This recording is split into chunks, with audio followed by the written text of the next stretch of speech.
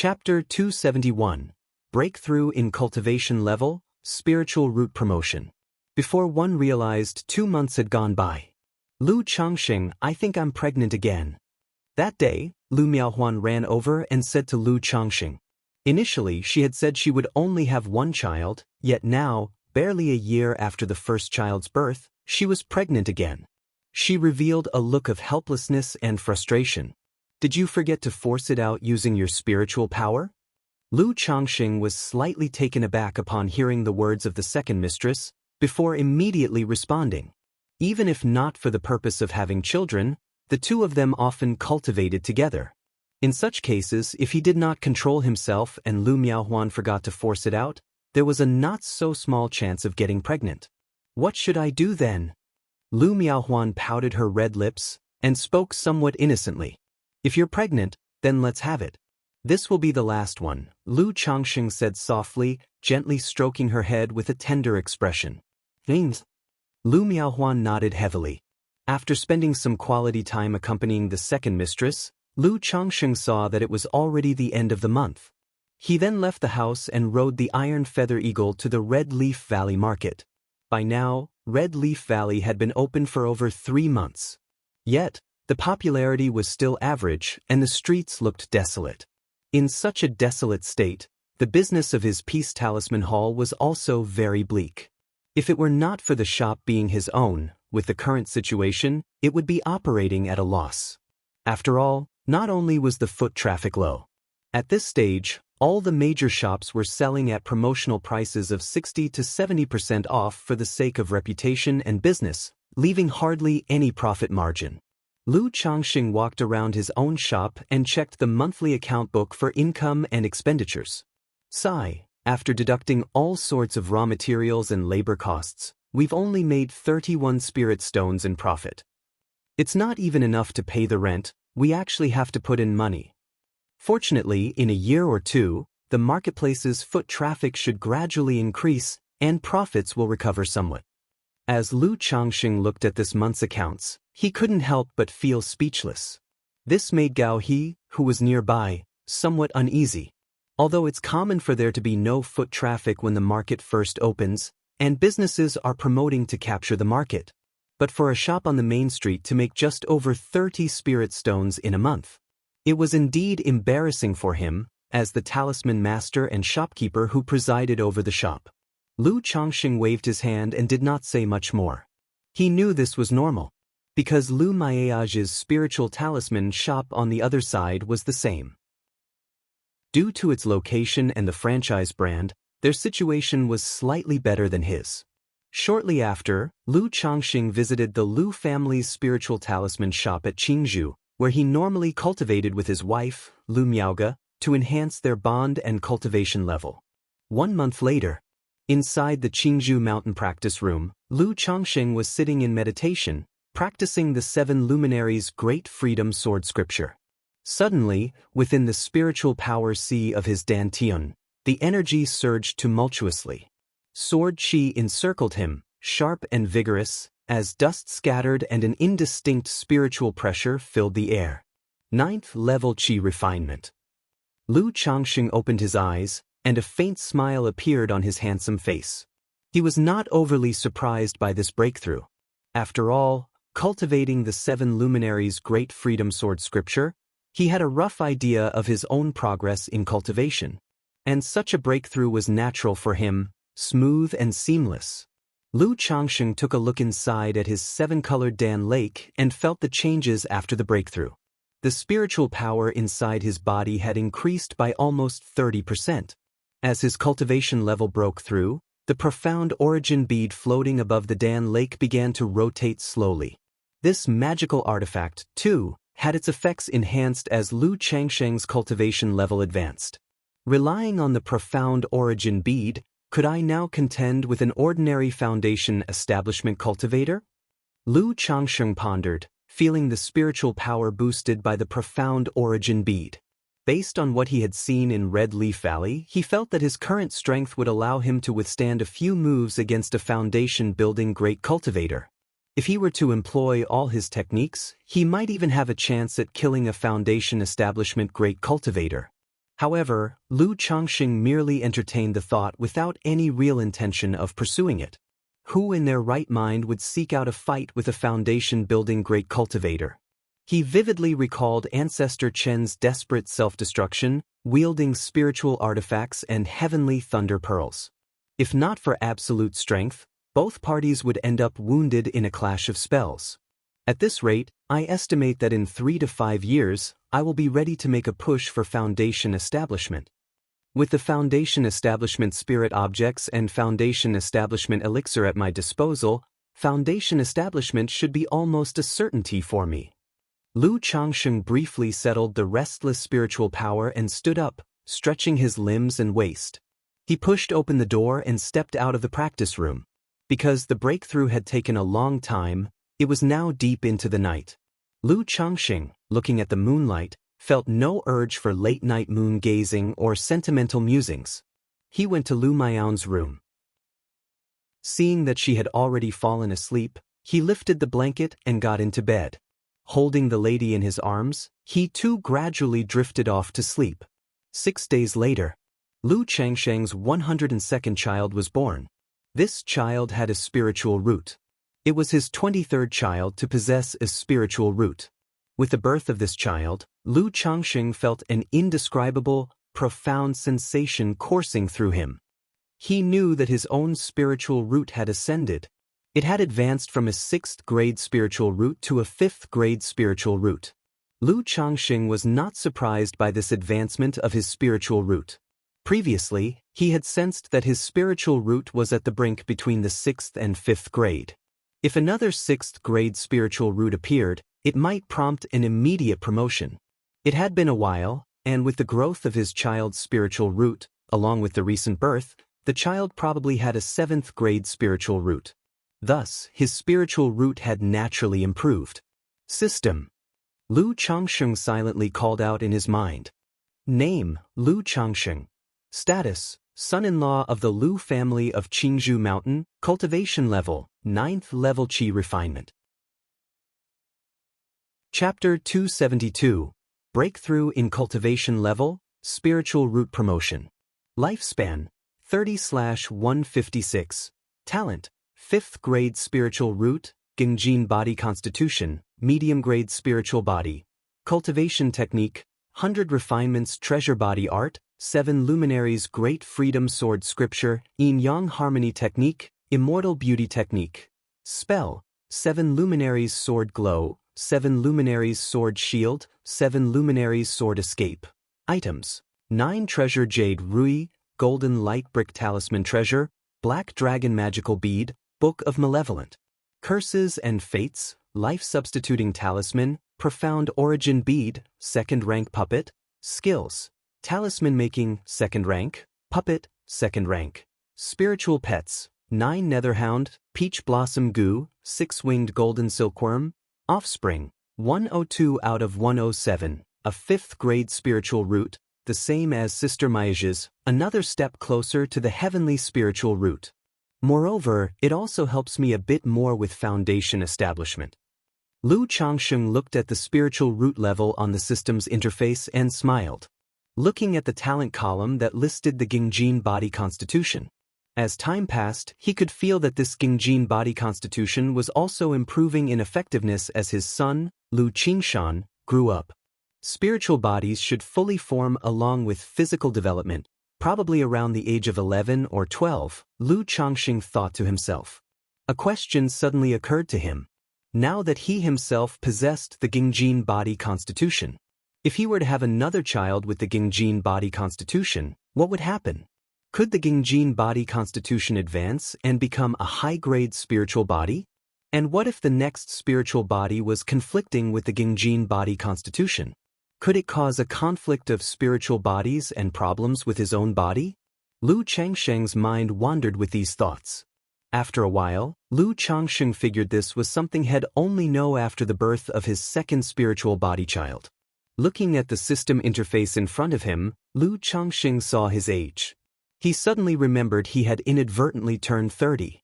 30 years old, 9th level energy refinement, this cultivation level in a cultivation family like Qingzhou Mountain would also be considered a genius. Lu Changxing murmured to himself. Yet he wasn't overly proud of this. At this age, being at 9th level energy refinement might be considered genius in a family like Qingzhou Mountain, but within the immortal sects, it would only be considered average. However, he didn't mind this aspect. After all, his forte was having a solid foundation and being a late bloomer.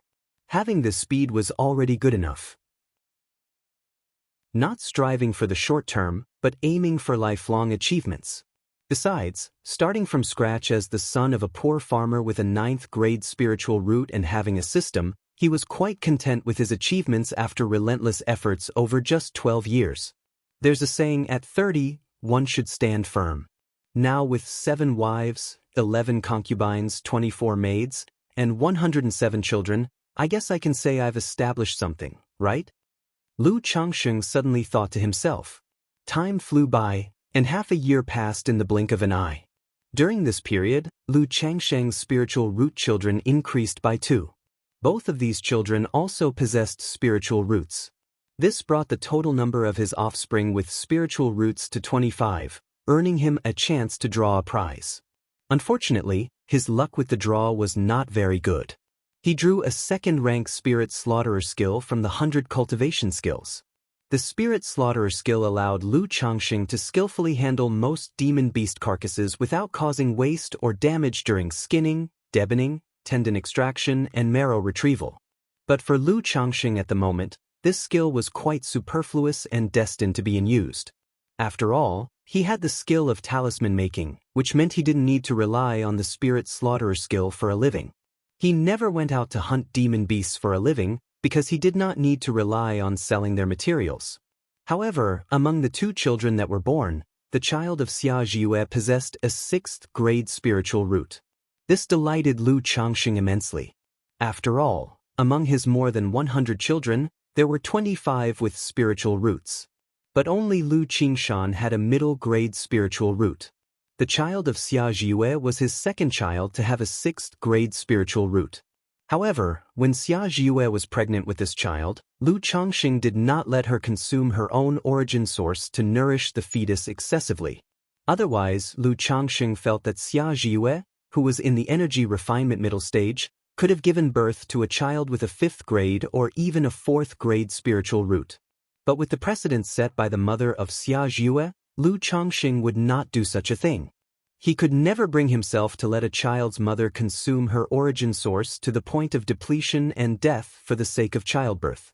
He also planned not to let Xia Zhiyue have any more children in the short term and instead to let her rest and cultivate properly. He would wait until she reached the energy refinement late stage to discuss this matter. Even Lu Changxing was thinking, if Xia Zhiyue broke through to the foundation establishment stage, could she rely on her spirit-nurturing physique to conceive a child with a high-grade spiritual root? There's about a month left until the day of the 10-year agreement. I wonder how Fei Yu is doing. On this day, after Lu Changxing completed his routine cultivation and talisman making, he remembered that there was about a month left until the 10-year agreement they had made. He was also curious about the current situation of Han Lin, Xiao Siye, and Zhao Qingqing, who were cultivating in the immortal sects, curious about how they were doing after these 10 years, whether the gap was gradually widening. At the same time, he thought about Li Feiyu, who had been out adventuring for so long without any news, and wondered how he was faring. In the blink of an eye, another half-month passed by. Just as Lu Changxing was preparing to go to the Rui County city for a gathering, he received a letter. It was a letter from Li Feiyu. In the letter, Li Feiyu first talked about his own situation, stating that all was well with him. Thanks to the talismans and spirit stones that Lu Changxing had given him, he had also broken through to the 5th level energy refinement. He was currently exploring a precursor's cave with others and was not sure he could rush back in time for the 10-year rendezvous. Therefore, he had someone deliver the letter in advance. If he did not return in time, he asked Lu Changxing not to worry or miss him. He also urged Lu Changxing to inform Han Lin, Xiao Siye, and Zhao Qingqing about this. Alas, Feiyu has ultimately chosen this path. Lu Changxing sighed lightly as he read the letter. He had previously guessed that Li Feiyu, by venturing out, would eventually follow a path similar to Xia Long's, obtaining resources by hunting demon beasts, exploring precursors' caves, and secret realms. Or rather, this was the only way for most loose cultivators to stand out and seize the chance for foundation establishment. But such endeavors came with great risks. After all, it was akin to risking one's life at every turn, and a single encounter with danger or mishap could result in death and a forgotten grave in the wilderness. However, there was nothing Lu Changxing could do to dissuade this. Not everyone can live like him, safely marrying wives and concubines and having children, with the expectation of the great Tao unfolding before them. Nevertheless, Lu Changxing felt that the reason Li Feiyu might not come to the rendezvous was not just because he was held up by matters but also because the gap among the six of them had grown too vast. Li Feiyu was once promising in his youth. But 10 years ago, among the six, it was Li Feiyu who was in the worst situation. Now, 10 years later, Li Feiyu had still spent most of his time in vain. How could his proud nature endure that? Alas, Lu Changxing sighed again, hoping that Li Feiyu was safe and well. Flames appeared in his hand, and he burned the letter to ashes. After informing his wives and concubines, he mounted the iron feather eagle and set off towards Rui County City. Chapter 273, Xiao Siye's Request _1 Rui County City. Inside the Lu family estate, Wanxiang Garden. Huff, huff, huff. In the picturesque garden with its cobblestone paths, several martial masters were leading a group of children in martial arts practice, a morning exercise routine. Although these children were young, their movements were extremely agile as they swung their fists and kicked their feet. Wherever there was an issue, the nearby martial masters would immediately correct them, meticulous in every detail. A few of the children, around 10 years old, created gusts of wind with their fists and feet as they moved, signs of their growing strength. A little farther away, Lu Changxing, dressed in a blue robe with a jade-like countenance and a gentle expression, watched the children practicing martial arts. Now, under his arrangements, these children had begun martial arts practice to fortify their bodies. His eldest son, Lu Pingan, due to his diligence in the martial path, had already cultivated internal qi. According to the secular martial arts circles, which divided martial prowess into categories such as unranked, 3rd grade, 2nd grade, 1st grade, and innate, he was already considered a 2nd grade expert. A 2nd grade expert at the age of 12 was not unheard of in the secular martial arts circles, but it was exceedingly rare. Aside from a few individuals with exceptional talent, only descendants of cultivators could nurture children to such a level. After all, they were raised in lands with a spiritual vein, consuming spirit rice and spirit food. Their bodies contained little impurities. Such children learning martial arts were all seen as martial prodigies. Moreover, after sending these wives and children to the secular world, Lu Changxing still regularly sent them spirit rice. However, such strength of a martial arts 2nd grade expert was still beneath the notice of the system. Lu Changxing checked his son Lu Pingan's panel information through the system. In the strength column, it still displayed a single character. None. Lu Changxing didn't mind this. If in the early days he harbored some hope of improving his own strength through his children's martial practices, now he did not entertain such thoughts much. He was more interested in them practicing martial arts for self-defense and maintaining good health. Daddy, how well did I do? After the morning practice session, Lu Wuyo cheerfully ran over to Lu Changxing, calling out and asking with eyes full of adoration and dependency for her father. You're the one who always slacks off. Lu Changxing responded with a smile and ruffled his daughter's hair. Then, with a purification art, he turned it into a breeze that dried and cleansed his daughter's sweat-soaked clothes from training. Of course, he didn't play favorites. He did the same for all the children. Witnessing this, the nearby martial masters were filled with reverence. All right, everyone's tired, let's go have a meal. Lu Changxing patted the children's heads and led them to have breakfast. The breakfast was very rich and nutritiously balanced. After all, this was a time when the children were growing. In this aspect, Lu Changxing never stinted. He also wasn't short on money.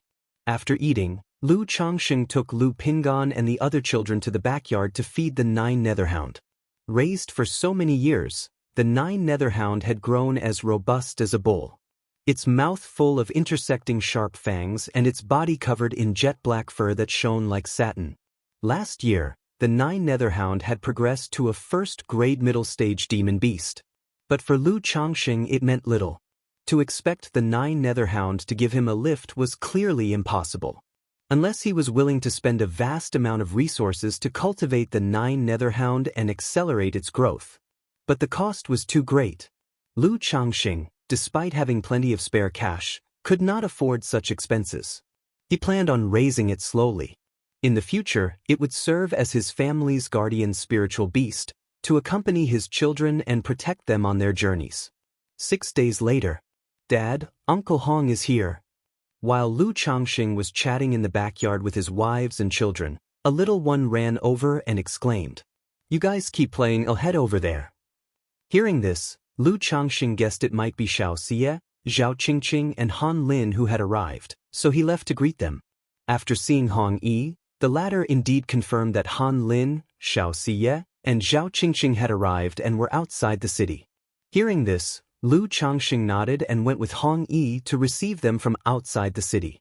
As the two approached the city gates, they immediately saw 2 women and 1 man, 3 figures coming their way. It was Xianxia, Zhao Qingqing and Han Lin. Xianxia was dressed in pale moonwhite, with long black hair cascading down to her waist. Her strikingly beautiful face had not changed much in the past 10 years. Skin fair as jade, features delicate and elegant, she was breathtaking.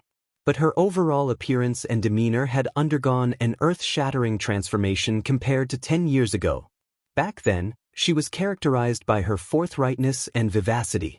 Her face wore a bright smile that was as warm as the spring sun, easily inviting favor from those around her.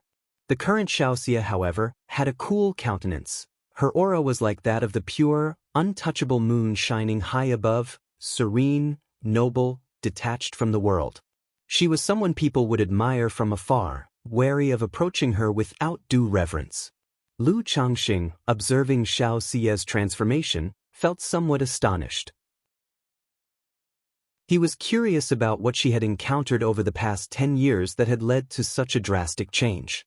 Although she looked similar, she seemed like a completely different person. If it weren't for her presence with Zhao Qingqing and Han Lin, Lu Changxing would hardly be confident that this was Xianxia. Meanwhile, Zhao Qingqing and Han Lin, aside from appearing a few years older and more mature, had not changed much from 10 years earlier. Daoist Xiao, Daoist Zhao, Daoist Han. Lu Changxing did not ponder further but greeted them with a smile and a clasped fist. Hong Yi also seemed surprised by Xiaoxia's change but did not scrutinize further. With an open and natural smile, he clasped his fists and said, "My fellow Daoists, you've been well, I trust." Daoist Hong, Daoist Lu. Xiaoxia and her companions nodded to Lu Changxing and Hong Yi, greeting them in return. They looked at Lu Changxing, their eyes reflecting a similar surprise as they observed his demeanor, much like how Lu Changxing and Hong Yi had reacted to seeing Xiaoxia. Chapter 274. Xiaoxia's request. 10 years had passed, and their appearances and demeanors had all changed more or less. Take Hong Yi, for example, who now wore a purple, luxurious brocade robe and a purple gold crown on his head, and had grown a beard at the corners of his lips. Compared with 10 years ago, the whole person seemed countless times more mature and composed. Yet Lu Changxing still had the appearance of a 20-year-old. His handsome and vibrant face still vaguely reflected the contours of 10 years prior. But his entire being appeared even more ethereal and graceful, refined beyond the mortal realm. Beholding him was like seeing a graceful, flawless beauty, noble and unsullied, like an orchid or a jade tree in spring, bestowing upon others a sense of serenity and detachment. If not for knowing Lu Changxing's situation, they would have believed him if he claimed to be a core disciple of an immortal sect or a descendant of a grand cultivation family, given his temperament and looks. As Xiaoxia approached and saw Lu Changxing, an inexplicable emotion surged within her heart, causing it to suddenly flutter. The supreme forgetful love technique that she was cultivating involuntarily began to circulate. "This is," Xianxia paused slightly in surprise. She noticed that upon seeing Lu Changxing, her heart, which was as tranquil as the bright moon, began to ripple slightly. After cultivating the supreme forgetful love technique, her heart had become like the moon in the sky, undisturbed by emotions and untrapped by feelings. No matter the event, it was difficult for anything to move her or cause a disturbance within her.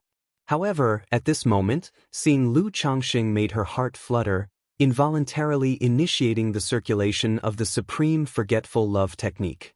Could it be, this is the opportunity, the catalyst for my breakthrough? Xiaoxia's eyes, as cold and moving as the stars and the moon, reflected her thoughts. Having cultivated the supreme forgetful love technique, her cultivation level had reached the perfection of qi refinement. Yet due to her state of mind, she had always been unable to break through. Her master Yun Wanshang had given her 3 years. Now, half of those 3 years had passed. She had also realized that she could not break through on her own. She must venture out, temper her heart in the mortal world, and use external forces to facilitate the breakthrough. That was the purpose of her coming down the mountain for this meeting. Thinking of the remaining year and a half, she planned to travel in the mortal realm in search of that breakthrough opportunity. Unexpectedly, she had just left the mountain and met with old friends, which had caused her heart to quiver and the supreme forgetful love technique to activate automatically. Why isn't Li Feiyu here? Where has Brother Li gone? Han Lin, seeing only Lu Changxing and Hong Yi, asked aloud. Feiyu went out for experience last year and has been held up by some matters. He might not be able to make it back in time, so he asked me to apologize on his behalf, Lu Changxing said, bowing his hands. I didn't expect Brother Li to have gone out for experience. Hearing this, Han Lin nodded slightly and didn't say much else. The 3 of you have had a tiresome journey. I have already made arrangements at the Rui Tower, still the same condensing immortal pavilion as before, Hong Yi said, stepping forward to lead the way. Presently, the 5 of them walked and talked on their way to the Rui Tower, the condensing immortal pavilion. Please take a seat, Hong Yi said with a cheerful smile after everyone was seated, serving spiritual tea and spirit fruit to the guests. Compared to 10 years ago, this reunion clearly lacked the same ease and familiarity. One reason was that their relationships had only been average to begin with. Having not seen each other for 10 years and with only the occasional exchange of letters, another was that 10 years ago, there were those who livened up the gathering and steered the conversation. But now, with Xiaoxia's cold and fairy-like demeanor, she hardly spoke. And with Lu Changxing, Han Lin, and Zhao Qingqing naturally not being talkative people, and the absence of Li Feiyu, however, under Hong Yi's lead, Lu Changxing, Han Lin, and Zhao Qingqing became actively engaged in searching for topics, gradually warming up and having a harmonious and congenial conversation. In the course of the interaction, Han Lin and Zhao Qingqing mentioned some of the happenings within the Qingyun sect and great events of the cultivation world, while Lu Changxing and Hong Yi spoke of some worldly matters, events within the marketplaces. During this, Lu Changxing also mentioned his brother-in-law, Xia Zhaoyang. Lu Changxing hadn't paid much attention to this brother-in-law. He had only occasionally heard about his sister-in-law Xia Zizhu's brother in her letters. When Xia Zizhu sent letters, he had included a few dozen spirit stones as a gesture. It wasn't much, just a token of consideration as a brother-in-law, a simple investment. Xia Zhaoyang, I've heard of him. I never thought he'd actually be a relative of Brother Changxing, Han Lin expressed surprise upon hearing this. Working in the Qingyun sect's artifact refining hall, despite being relatively unknown, he was well informed. Since Xia Zhaoyang possessed a 4th-grade spiritual root and had entered the inner sect and been taken as a disciple by a foundation establishment elder, he was familiar with him. At this moment, the others also spoke of their recent conditions, which revealed to Lu Changxing that Han Lin had reached the 6th level of energy refinement, and that Zhao Qingqing, having recently exchanged for a high-rank breakthrough elixir from the sect, had broken through to the 7th level of energy refinement with the help of the elixir. This level of cultivation strength made Lu Changxing sigh with admiration. They were truly worthy of being Immortal sect disciples. Likewise, Han Lin and Zhao Qingqing were both outer sect disciples of the Qingyun sect. They were also tied up with side jobs and distracted by various skill-related tasks at times. Yet under these circumstances, one had reached the 6th level, and the other had reached the 7th level of energy refinement. One must know, Lu Miaoge, as the young lady of the Lu family of Qingzhou Mountain with a 5th grade spiritual root, had also only broken through to the 7th level of energy refinement at the age of 29. As for Hong Yi and Li Feiyu, having lower grade spiritual roots, one was still at the 4th level of energy refinement, and the other had only recently broken through to the 5th level. As for himself, Lu Changsheng chose to exclude himself from comparison. After all, he had an advantage. Externally, he claimed to have only recently broken through to the 6th level of energy refinement. Brother Changsheng seems to have the most leisurely life, embraced by the family of cultivators, marrying and having children, while steadily improving in both cultivation and the talisman path, Han Lin remarked with a sense of emotion. He had been the closest to Lu Changsheng since the beginning. Although they had grown distant, he still felt some affinity for him. I can't compare with your prospects of the immortal path. Lu Changsheng waved his hand and chuckled in response. Then, turning to Xianxia, who had a cold and celestial appearance beside him, he inquired, I heard that Daoist Xiao has been taken as a disciple by a nascent soul immortal. May I ask how your recent cultivation has been? Chapter 275. Xiaoxiye's request. Lu Changsheng asked this out of curiosity about Xiaoxiye's situation. Additionally, he felt that Xiaoxiye seemed to be sizing him up continuously. Over the years, I have been cultivating in stillness, and now I have achieved qi refinement to perfection. This descent from the mountain is also a trial to seek an opportunity for a breakthrough, Xiaoxiye said gently, her voice clear, cold, and touching. Hiss. Upon hearing these words, everyone couldn't help but express their surprise, drawing in sharp breaths. Qi refinement to perfection, searching for the chance of a breakthrough. It was clear that she was looking for the opportunity to break through to foundation establishment. Unexpectedly, in just 10 years, Xiaoxiye had cultivated to qi refinement perfection and was preparing for foundation establishment. The gap between her and the others could only be described as heaven and earth. Not only were Hong Yi, Zhao Qingqing and Han Lin surprised, but Lu Changsheng was also somewhat astonished. However, Lu Changsheng was more bewildered. He remembered that Xiaoxiye had only a 4th grade spiritual root. A 4th grade spiritual root, even within immortal sects, couldn't possibly have such a fast cultivation speed. Could it be that Xiaoxiye possesses some sort of spiritual body? Lu Changsheng immediately speculated in his heart. He had a simple reason for such a guess. Xiaoxiye was accepted as a disciple by a nascent soul immortal. If it were just a 4th grade spiritual root, it was highly unlikely to be favored by a nascent soul immortal to become a disciple. At most, she would attract a foundation establishment elder to accept her as a disciple. After all, within the entire Qingyun sect, nascent soul immortals are few in number. Unless it was an earth spirit root or a heavenly spiritual root with truly extraordinary talent, they would not easily accept disciples. Or could it be the practice of a certain cultivation technique? Lu Changsheng thought of another reason. He, practicing the 7 luminaries' great freedom sword scripture, knew the significant help a good cultivation method could offer to a practitioner. Without that scripture, which could refine elixir toxicity and ignore minor bottlenecks, his cultivation speed would certainly not have been so fast. Therefore, he conjectured that Xiaoxiye was likely also practicing such a technique. But this technique came with side effects. He had read in ancient tomes that many powerful techniques come with side effects. Like masculine becoming feminine, drastic changes in appearance, major changes in character and temperament. Xiaoxiye's current appearance, which had changed, made him suspect it was a case in point. Otherwise, how could there be such a dramatic change after just 10 years of cultivation? However, despite his speculation, this was not the kind of thing Lu Changsheng would inquire about further. In the cultivation world, one's constitution and cultivation methods are exceedingly private matters. Then let me extend an early congratulations to Daoist Xiao on a successful foundation establishment. Hong immediately picked up his teacup in a daze and said so. When the 6 of them first took part in the Immortal sex examination together, he pursued Xianxia with feelings of admiration and love. 13 years have passed, and he has achieved some success in the mortal world. Yet foundation establishment still seemed to him an elusive term. But now, Xianxia was already preparing for foundation establishment, which left him feeling particularly moved.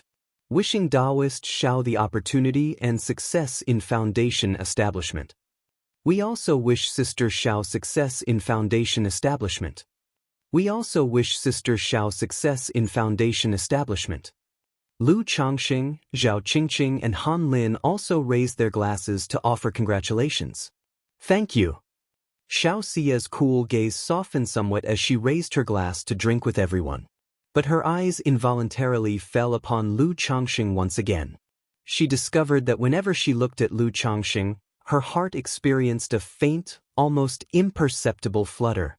If not for the operation of the supreme forgetful love technique, even Xiaoxia herself might think it was an illusion, hard-pressed to grasp this emotional flutter. To break through, do I really need to go through this emotional tribulation? Xiaoxia murmured to herself as she looked at Lu Changxing. She thought of her master's teachings. To truly cultivate the supreme forgetful love technique to a state of heartlessness and forgetfulness, one must experience emotional tribulation to comprehend the essence of the supreme forgetful love. Although she didn't know why, facing Lu Changxing, why such a flutter arose in her heart.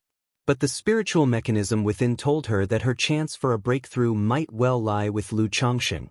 Thinking that her opportunity for a breakthrough fell upon Lu Changxing, requiring an emotional tribulation with him, her heart was somewhat in disarray, clueless.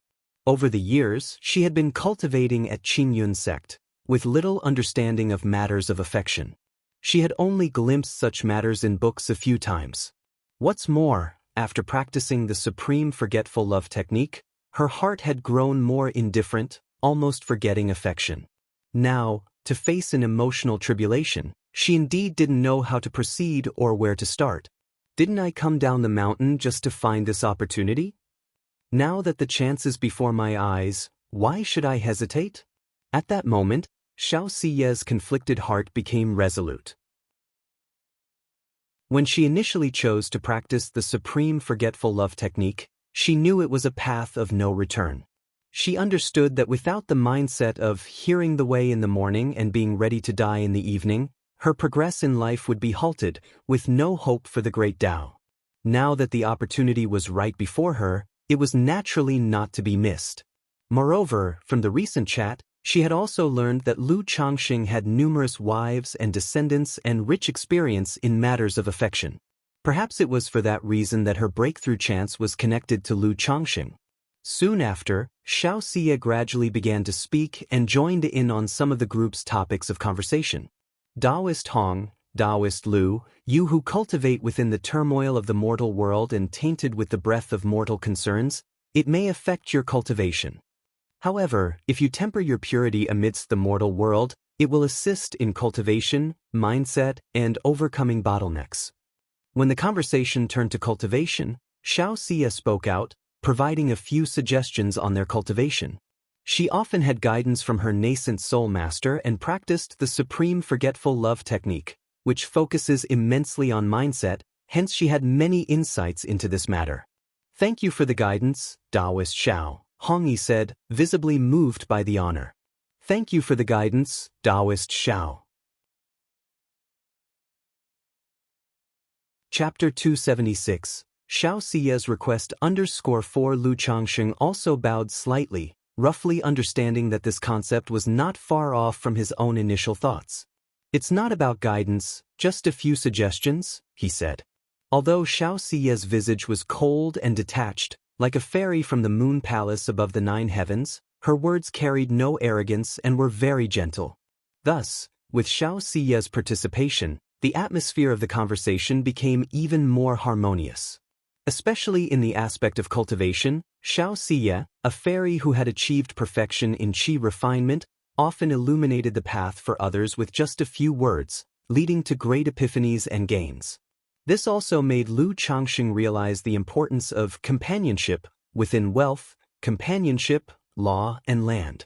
In the lengthy process of cultivation, nearly everyone would face some difficulties and doubts. If one were to work in isolation, it would be hard to get far.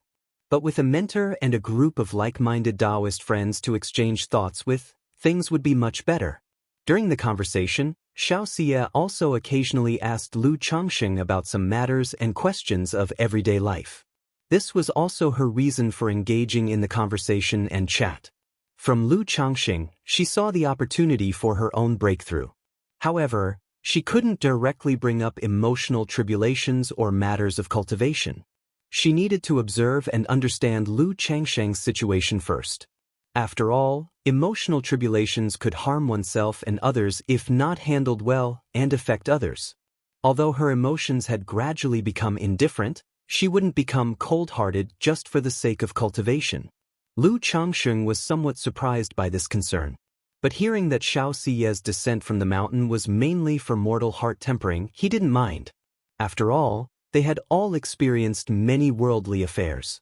However, Xiaoxia and her two companions had always been cultivating in immortal sects and rarely dealt with mundane chores.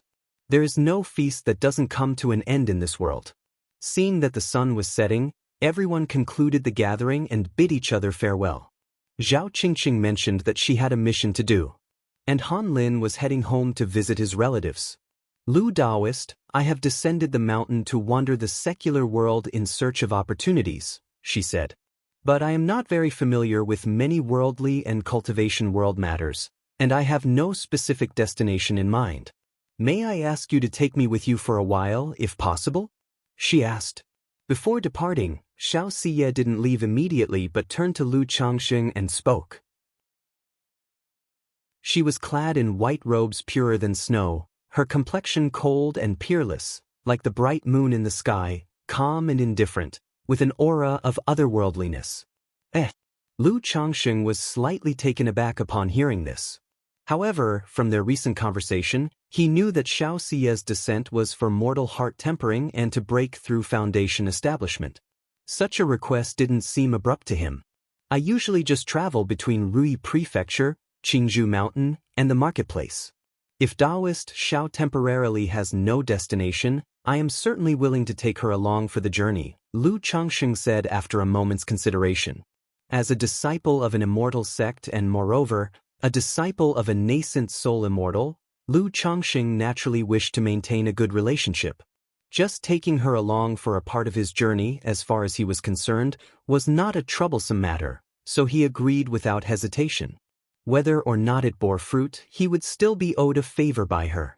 The favor of a disciple of a nascent soul immortal from an immortal sect also counted as a connection and backing, especially since his Qingzhou Mountain was under the jurisdiction of the Qingyun sect. Thank you, Lu Daoist, Xiaoxia said, her cool eyes revealing a hint of warmth, like a night blooming serious unfolding. I've always been in the secular world and have some understanding of the cultivation world. Why didn't you ask me? Hong Yi remained silent on the side but couldn't help feeling a tinge of sourness in his heart. Chapter 277. My Cultivation with the Fairy. _1 Under the envious gaze of Hong Yi, Lu Changxing left with Xiaoxia. I wonder how Daoist Xiao plans to travel on this trip? Lu Changxing asked Xiaoxia. Since he had agreed, he naturally wouldn't just let the other stay at his home or in the marketplace without caring for her. He ought to show some hospitality as a host. To travel in all directions, observe all life, amidst the tumult of the mortal world. Xiaoxia said softly. Her words were not entirely empty. Indeed, to cultivate the supreme forgetful love technique truly required such experiences. However, she had skipped this step by using the red dust elixir.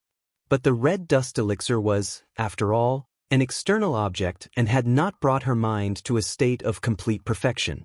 All life, the chaos of the mortal world. Lu Changxing nodded thoughtfully.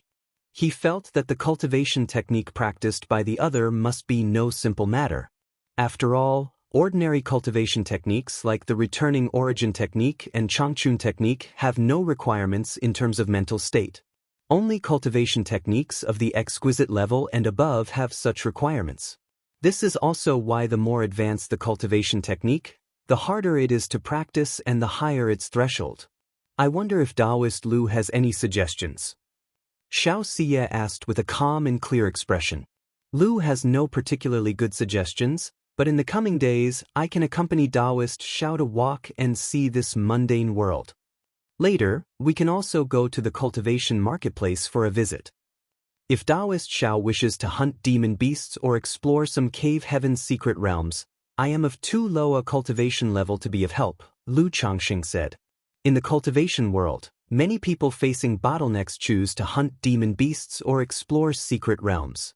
By tempering themselves between life and death, comprehending the great terror within it, and stimulating their potential, they seek to break through their limitations. Although Xianxia did not share this situation, he still had to say this up front. Thank you for the trouble, Daoist Lu, Xianxia said, nodding slightly. Then, she looked toward Lu Changxing and asked, as ripples crossed her calm eyes, Daoist Lu, your youthful appearance, is it because you practice wood or water elemental cultivation techniques? She was still unaware of why her heart fluttered in front of Lu Changxing, prompting the imperceptible love technique to activate automatically. But looking at Lu Changxing's handsome and youthful features, she couldn't help but wonder if it was related to the cultivation technique he practiced. The change in Lu Changxing's appearance and temperament was indeed dramatic. 13 years had passed. She had almost forgotten what Lu Changxing used to look like. Yet she faintly remembered that he was once unremarkable in a crowd.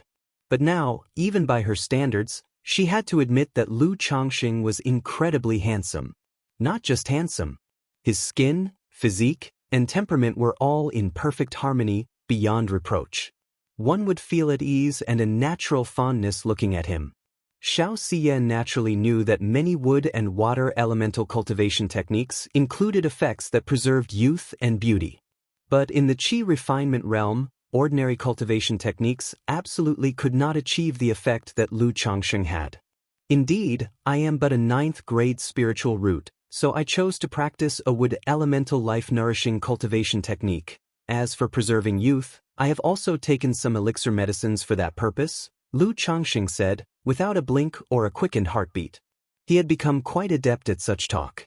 And because he cultivated the immortal beauty technique and was affected by the peach blossom goo, his appearance and temperament did indeed seem like someone who practiced wood elemental techniques for preserving beauty. However, Xiaoxia's inquiry also made him more vigilant. He wondered if the fairy Shiyu could see something in him. After all, he was very aware of the changes in his own appearance and aura. If someone was observant enough, they might notice something. Therefore, he always used a treasure to conceal this aura in his daily life. Otherwise, with many years of cultivating the immortal beauty technique and the effects of the peach blossom goo, just walking down the street would be enough to captivate mortal women with a single glance. It even had a considerable effect on cultivators. I had no idea Daoist Lu was so concerned with his appearance, Xiaoxia said with a slight nod and a tinge of teasing in her voice. She realized that when she was with Lu Changxing, her state of mind was no longer as undisturbed as usual, like the 9 heavens bright moon, free of ripples. This made her aware that she could use this to temper her own mindset. Since we are cultivating immortality, we should indeed have the appearance of cultivators. After all, with my talents and abilities, I have no hope for the great Tao in this lifetime, so I can only focus on such things, Lu Changxing said casually. In the path of cultivation, what one fears is the loss of confidence. If Daoist Lu retains a thread of belief, there will surely be a glimmer of hope, Xiaoxia said to Lu Changxing. I have taken your lesson to heart, Lu Changxing said courteously with a slight bow, acknowledging her good intentions without being stubborn about it. Then the two walked and talked together as they approached the Lu family mansion. Daddy! In front of the mansion doors, Lu Shila sat on a small stool, eating a candied haw. Seeing Lu Changxing return, she immediately got up and excitedly shouted. Then, the little girl's gaze shifted to Xiaoxia and she asked, Daddy, Is this the new auntie?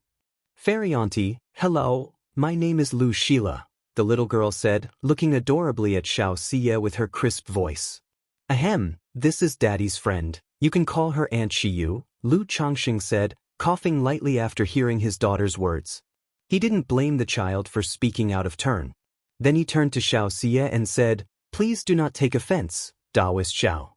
No worries, your daughter is very cute. Xianxia shook her head slightly. Despite her usually cold and proud expression, her eyes and voice were gentle. Gracefully smoothing her moon-white dress, she crouched down to admire Lu Xiao's charming stance and asked softly, Little sister, how old are you this year? Chapter 278. My Cultivation with the Fairy. I'm 10 years old this year. Lu Sheila bit off half of her candied hawthorn on a stick in one bite. Then she offered it to Xianxia. Auntie Xiyu, Daddy said when guests come over, we should treat them well, so I want to treat you to candied hawthorn. Xianxia was slightly taken aback. She couldn't help but think back to her own childhood. Once upon a time she, like the little girl in front of her, had a lively face and loved to eat candied hawthorn. Her eyes curved into a smile, and a gentle look appeared on her face. She opened her enticing, rosy lips and took a bite from the half-red fruit on the little girl's stick. Really delicious. Xianxia touched Lu Xiao's head and said, her quiet state of mind rippling slightly. This reinforced her certainty that Lu Changxing was her chance to break through delusions and advance her state of mind. A glowing, moon-white jade pendant appeared in her hand, which she handed to Lu Sheila. This is a gift from your auntie. Lu Sheila did not accept it immediately but looked toward her father. Since it's a gift from auntie, you should keep it, Lu Changxing spoke. He could tell that this was not an ordinary jade pendant, it was a spirit jade. As for its value, he couldn't discern it at a glance. But since it was for his child, he didn't decline it. He also knew that by giving a gift to his child, Xianxia was expressing her gratitude for bothering him. Thank you, Auntie Xiao. The little girl gleefully accepted the jade pendant. She saw that the jade pendant was translucent and sparkling, very pretty, and she liked it very much. She then talked to Xianxia even more warmly, asking if Xianxia had eaten and if she would like to go out and play. In the face of the little girl's enthusiasm, Xianxia did not decline and went with the flow.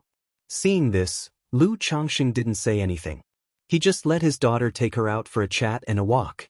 What exactly is the situation with this Xiao Daoist friend? Watching Lu Sheila taking Xianxia away, Lu Changxing narrowed his eyes and muttered to himself. From their conversation along the way, he was almost certain that there was something off about Xianxia. Asking him for company was definitely not as simple as she claimed, just wandering the mortal world with no particular destination in mind. She must have some kind of purpose in mind concerning him. He believed that Xianxia's descent from the mountain was indeed to wander the world, tempering her heart in the mortal realm, looking for an opportunity to break through. But to say she had no destination and asked him for company felt far-fetched to Lu Changxing. After all, as a disciple of a nascent soul immortal from the Qingyun sect, how could she have no destination when going out for training experiences? She would definitely have had someone plan her journey, or even have company. Moreover, he felt that Hong Yi might be more suitable than himself for this kind of wandering temperament. This reason felt strange to Lu Changxing but was, at most, passable. But along the way, Lu Changxing had been observing Xianxia closely. He noticed that Xiaoxia's gaze often lingered on him, and he keenly perceived that her eyes and demeanor were changing. This change was subtle, and he couldn't describe it exactly. If he had to say, it was that she was not so cold, not so indifferent anymore. Today, when he and Hong Yi went to meet the three of them, he saw Xiaoxia's first glance and noticed the cool, holy aura about her. Like a fairy from the heavens, calm and indifferent, unapproachable. It was still the case when they arrived at Rui Building. Only after a long conversation did Xiaoxia's indifference gradually recede a bit. At that moment, Lu Changxing realized that Xiaoxia was sizing him up but didn't think too much of it. After she proposed that he accompany her, Lu Changxing became more cautious, so all along the way, by observing, he could confirm that Xiaoxia must have some purpose for him. Wait a minute, when she's with me, her expressions and attitudes change. Could this be? Lu Changsheng's mouth twitched. He suddenly felt like it might be akin to a goddess showing interest in someone, only then letting go of her usual aloofness. Although I'm quite charming now, it couldn't be this easy. Lu Changsheng stroked his chin. He was someone with a fair sense of self-awareness. He knew well that his charisma could be quite lethal to the opposite sex. But it was unlikely to make Xianxia, a fairy of her stature, fall head over heels and take the initiative to throw herself at him. Could it be? A flash of enlightenment struck Lu Changsheng's mind. His mental spirit stirred, tuning into the peach blossom goose spiritual essence within his forehead. He wanted to see if this thing was once again stirring up romantic fortunes for him.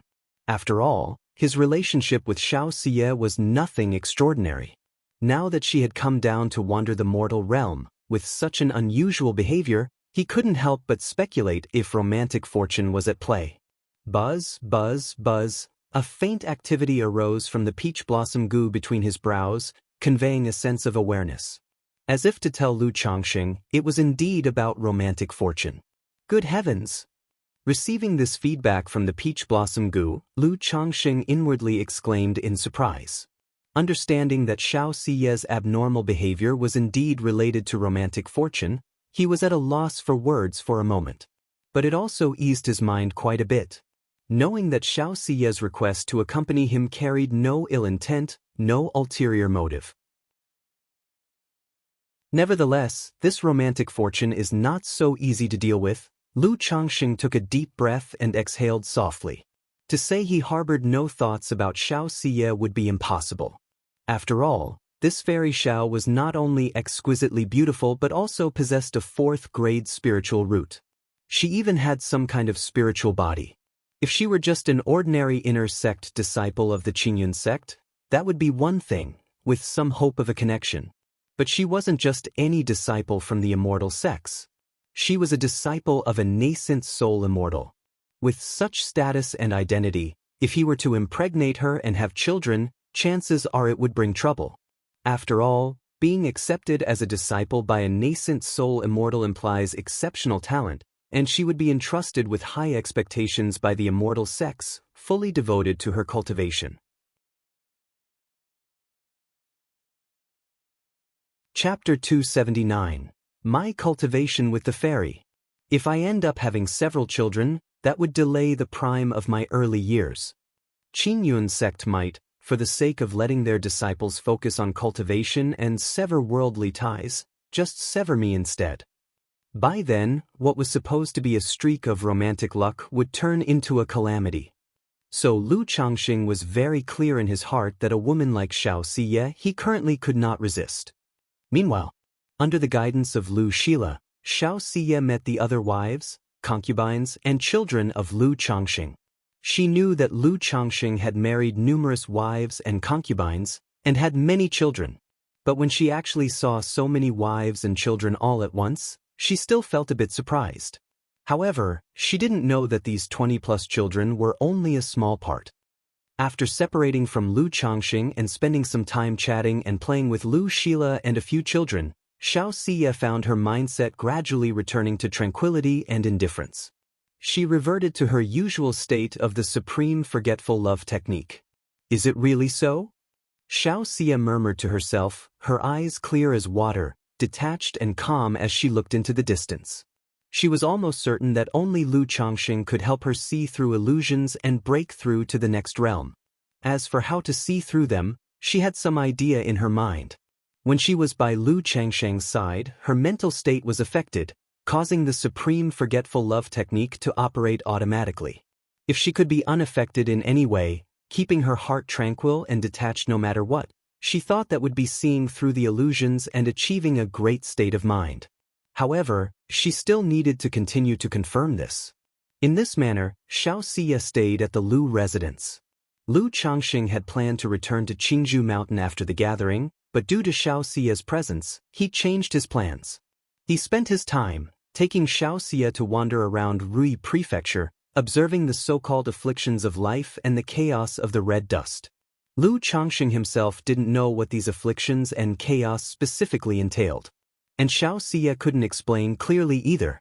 So, considering that she came from a literary family and had entered Qingyun sect for cultivation at the age of 15, he decided to show her some of the suffering of life, the hardships of the lower class, like the women who were forced into brothels, the roadside vendors in the streets and alleys, the roughnecks, the beggars with disabilities, the dock workers who labored in hard and toilsome jobs, the tea houses, the wine lodges, the restaurants, patrons of all different stripes, the gangs of the Jianghu, killing and fighting over interests. One day, Lu Changsheng took Xianxia to a village in Rui Prefecture. It was a very poor and backward village. Yellow earth facing the sky, the mud roads pitted and uneven. Fields lined the sides of the road. The crops in the fields had been completely harvested, but one could still see some emaciated and frail farmers in ragged clothing with children carrying baskets on their backs, picking up the grains missed during the harvest in the fields. Among them were some women who had just given birth, carrying infants who were crying for food with faces of sheer exhaustion. When they saw Lu Changsheng and Xianxia, fear and humility showed in their eyes, with stiff, ingratiating smiles. Sigh. Lu Changsheng sighed deeply at the sight.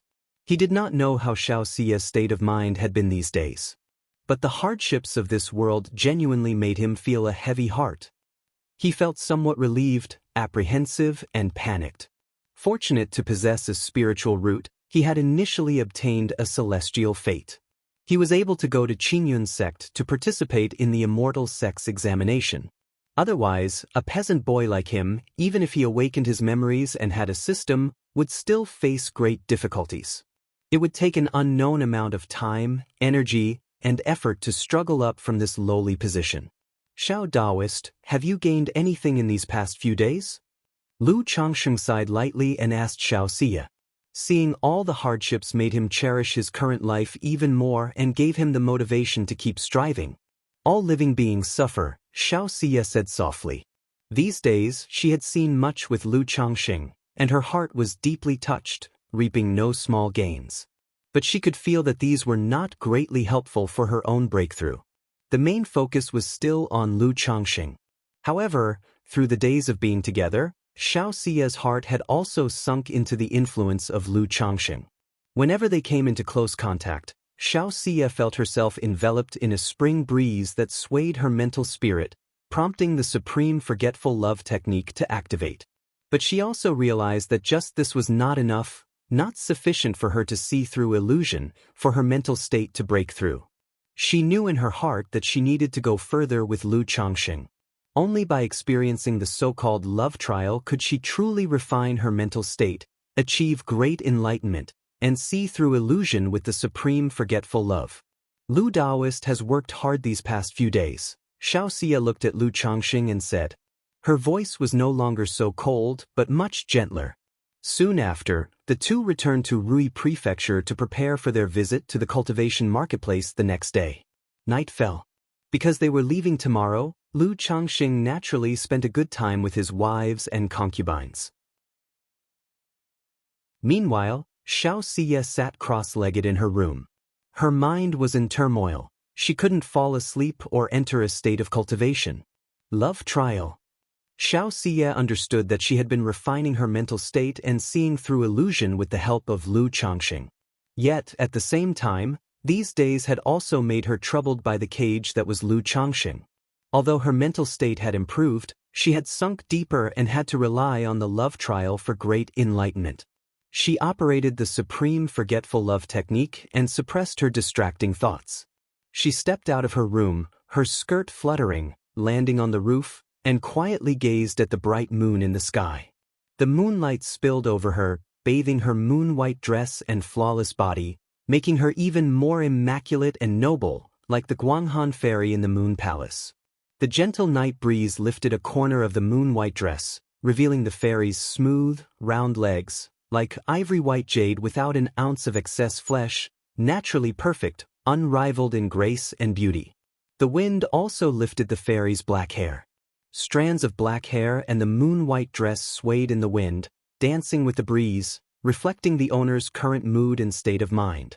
Her bright, moon-like eyes gazed absently at a courtyard in the residence. Phew! Xianxia took a deep breath and slowly exhaled. She knew that without a mental realization, she would never be able to refine the supreme forgetful love technique. Immediately, a look of determination appeared in her eyes as she floated towards Lu Changsheng's courtyard.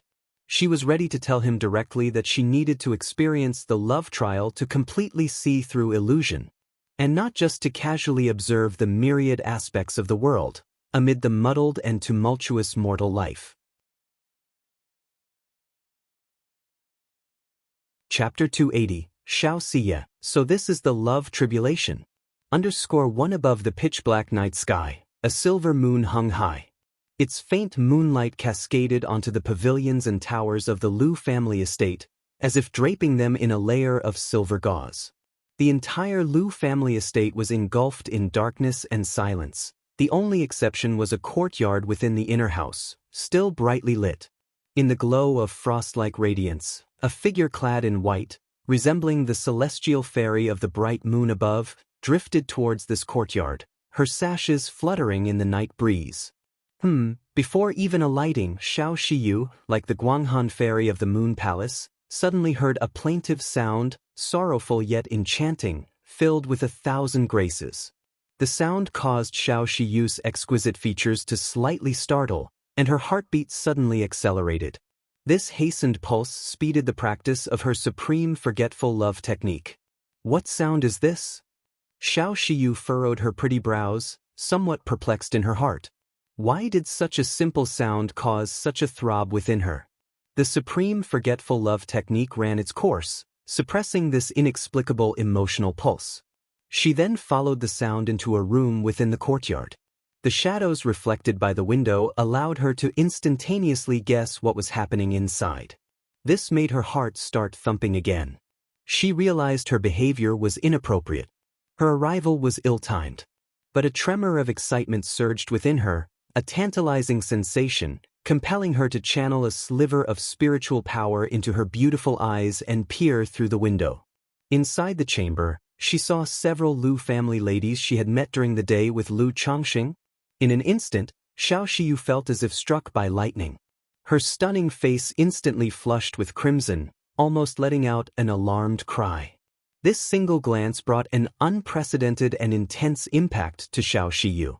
The Dao heart that had just been calmed by the supreme forgetful love technique exploded at this moment. Her Dao heart shuddered, and the supreme forgetful love technique nearly failed, causing her delicate body to momentarily weaken.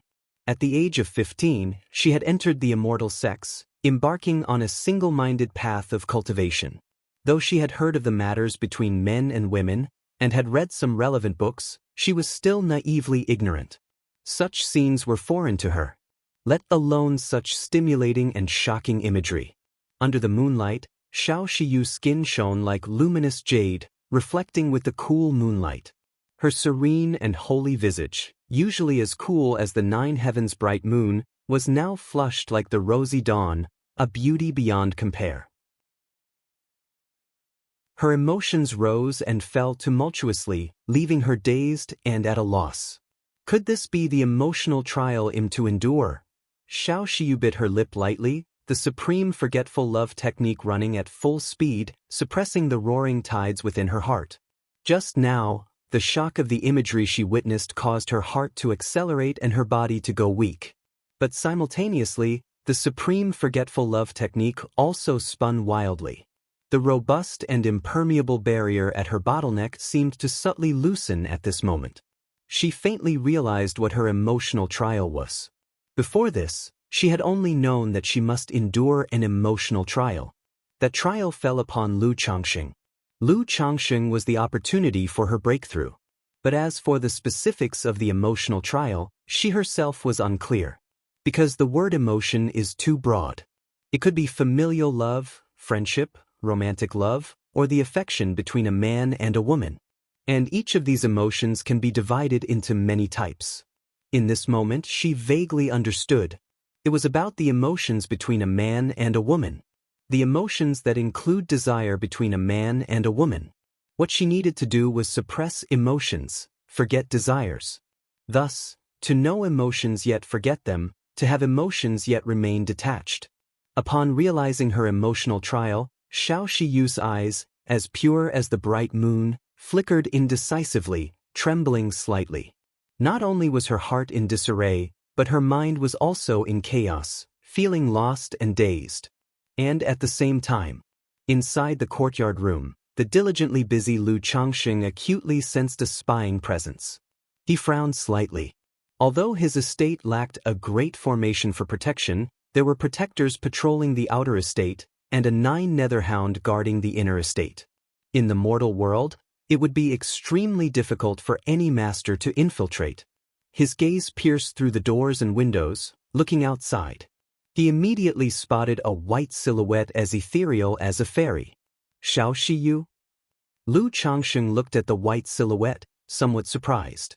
He wondered what business the fairy Shiyu could have with him in the dead of night. Not cultivating or sleeping at night, did she come to chat or share her heart?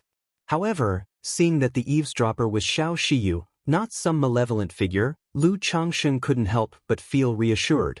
Yet this moment of inaction caused his wife, Lu Lanshu, to suddenly feel abandoned. Her elegant features from the daytime, now flush and bewitching, looked back at her husband. Her half-lidded eyes brimming with allure, her voice soft and sultry, she asked, "My lord, what is it?" The 3 other wives also turned their gaze towards Lu Changxing. "It's nothing." Lu Changxing, noting Xiao Shiyu hurriedly departing as soon as he looked out, didn't dwell on it further. Presumably, Xiao Shiyu had some urgent matter with him to come at such a late hour, thus stumbling upon such a scene. Besides, he couldn't very well stop what he was doing now to go ask Xiao Shiyu what the matter was, right? Meanwhile, Xiao Shiyu, amidst her inner turmoil, sensed the gaze of Lu Changxing upon her. Even though she cultivated the supreme forgetful love technique and possessed a pure nature, unfamiliar with worldly affairs, in such a situation, her heart couldn't help but flutter. Almost as if fleeing, she left the courtyard and floated back to her own. Returning to her room, Xiao Shiyu ran the supreme forgetful love technique swiftly, allowing her exquisite complexion to gradually return to its aloof coolness. But recalling that scene, she still felt a trembling deep within her soul, her delicate body burning with heat. So this is my emotional trial, no wonder I have always been unable to perfect the supreme forgetful love technique. My state of mind is still far from sufficient.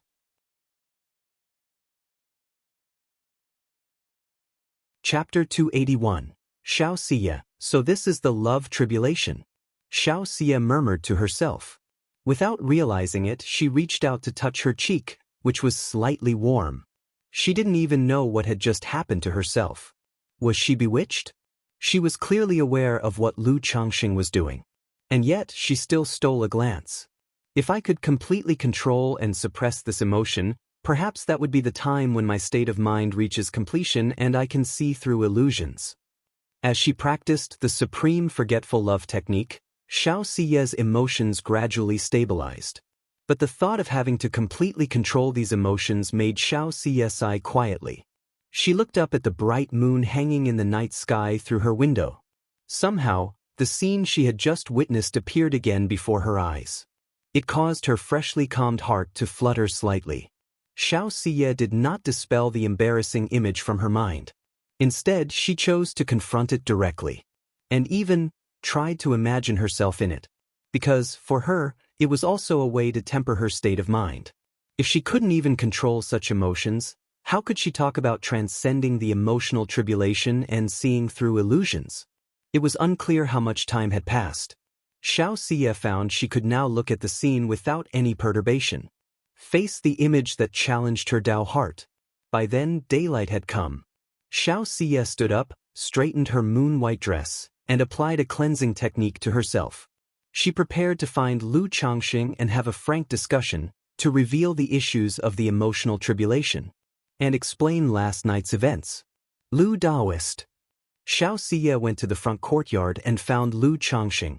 Because of last night's events, the sight of Lu Changxing caused a faint ripple in her heart.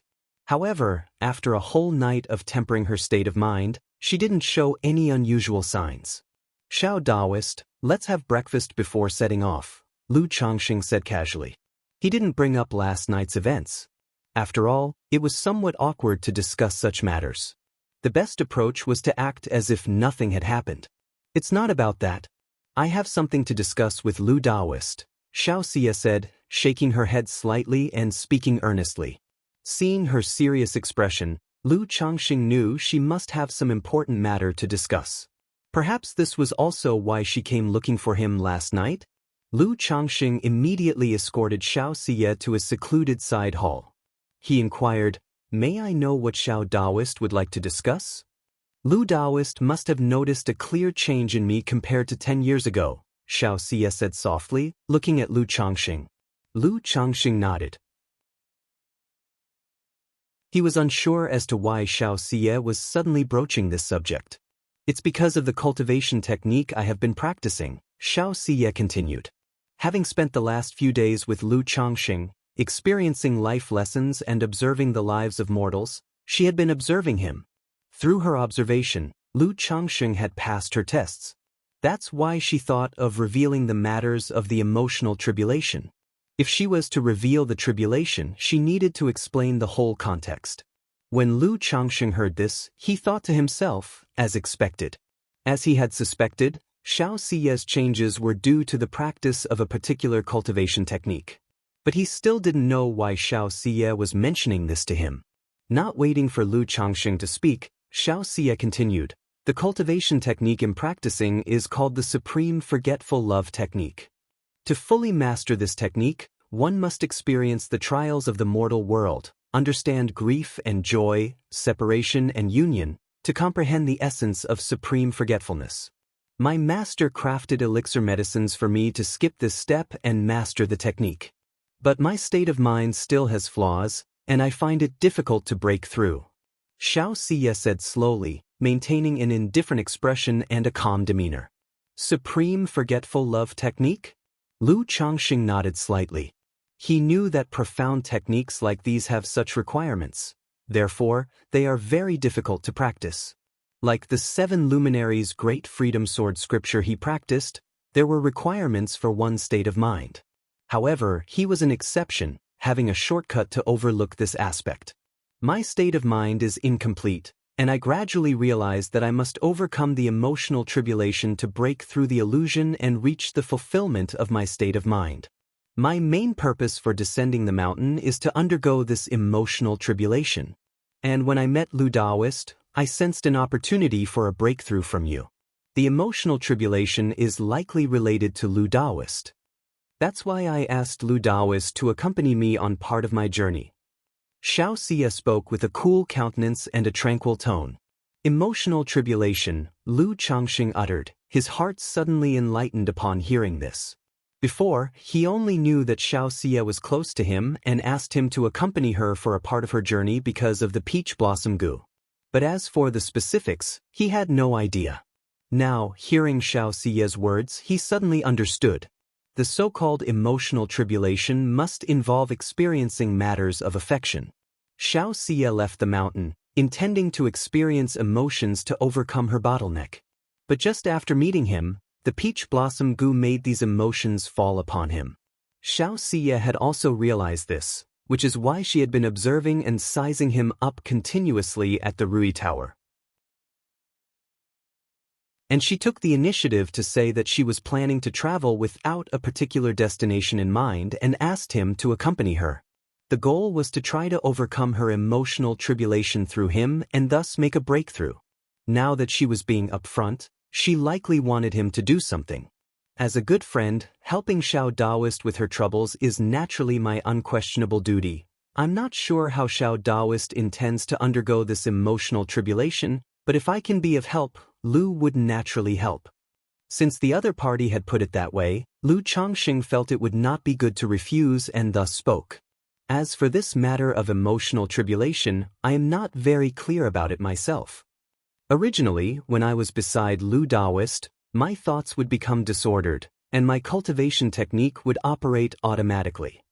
Therefore, I would like to ask Lu Daoist to cooperate with me in an attempt, but last night, Xianxia, with a cold expression, seemed as ethereal as a fairy from the moon palace, her demeanor supremely pure and holy as she explained her situation. After all, when she decided to practice the supreme forgetful love technique, she possessed the resolve to ask about the way in the morning and be prepared to die in the evening. Determination. Now that the way lay in front of her, she naturally wouldn't be coy like a young girl. After hearing Xiaoxia's words, Lu Changxing was momentarily stunned. Although he had thoughts about Xiaoxia, he had suppressed these ideas for the time being due to her status and identity. But what she was talking about now, this undergoing of emotional tribulation, was entirely a proactive offering. In such a situation, saying he would cooperate was possible, and maybe with some deeper persuasion, he could even get Xiaoxia to have a child with him before she returned to Qingyun sect.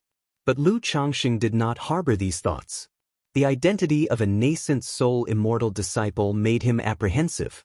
Regarding this matter of emotional tribulation, Lu also has some views, feeling that it may not necessarily require my involvement. Xiao Daoist can do this. Lu Changxing pondered for a moment before speaking tactfully.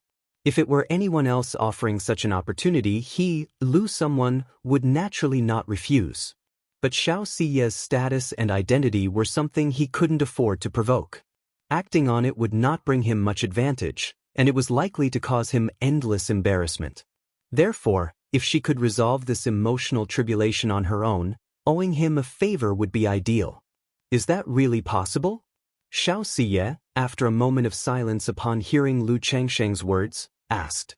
Evidently, her heart was not entirely calm either. After all, her supreme forgetful love technique would be effected in front of Lu Changxing.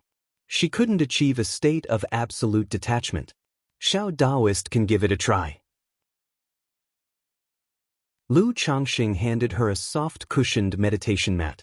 Immediately, the plan for both to tour the marketplace was revised. Inside the room, Xiaoxia, with a cold countenance, sat cross-legged on a pink meditation mat. Suddenly her beautiful brows furrowed slightly. Then, on her cold and holy face, a hint of blush appeared, rendering her stunningly beautiful. The blush spread at a visible pace. It made her beautiful face flushed like the rosy clouds, her red lips slightly parted, and her breathing somewhat hurried.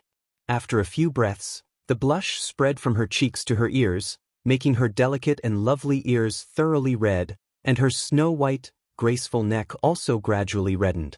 The perfect and delicate body inside the fairy's moon-white dress also started to tremble slightly.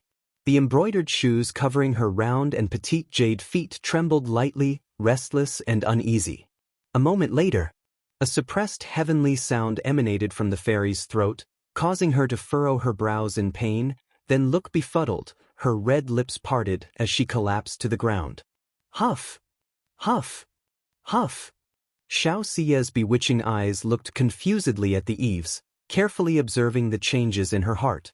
In a daze, she realized the state of her heart at that moment, in that overwhelming, dreamlike instance, was somewhat similar to last night when she witnessed the scene that impacted her Dao heart. To break through illusions, one must control these emotions. Xiaoxia murmured to herself. She could feel that this method indeed helped her, bringing a hint of ease to her heart. It felt as if much of the irritability and stray thoughts regarding her cultivation breakthrough had diminished. Even her realm seemed to have loosened a bit. But it's still not enough. Xiaoxia operated her supreme forgetful love technique, her eyes cold and calm as she murmured to herself. Propping up her body with her fair arms, she straightened her dress. Then Xiaoxia pushed open the room door and went out to find Lu Changxing.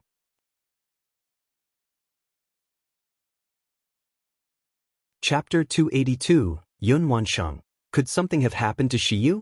_1 Lu Changxing hadn't expected Xiaoxia to return to seek him out so soon.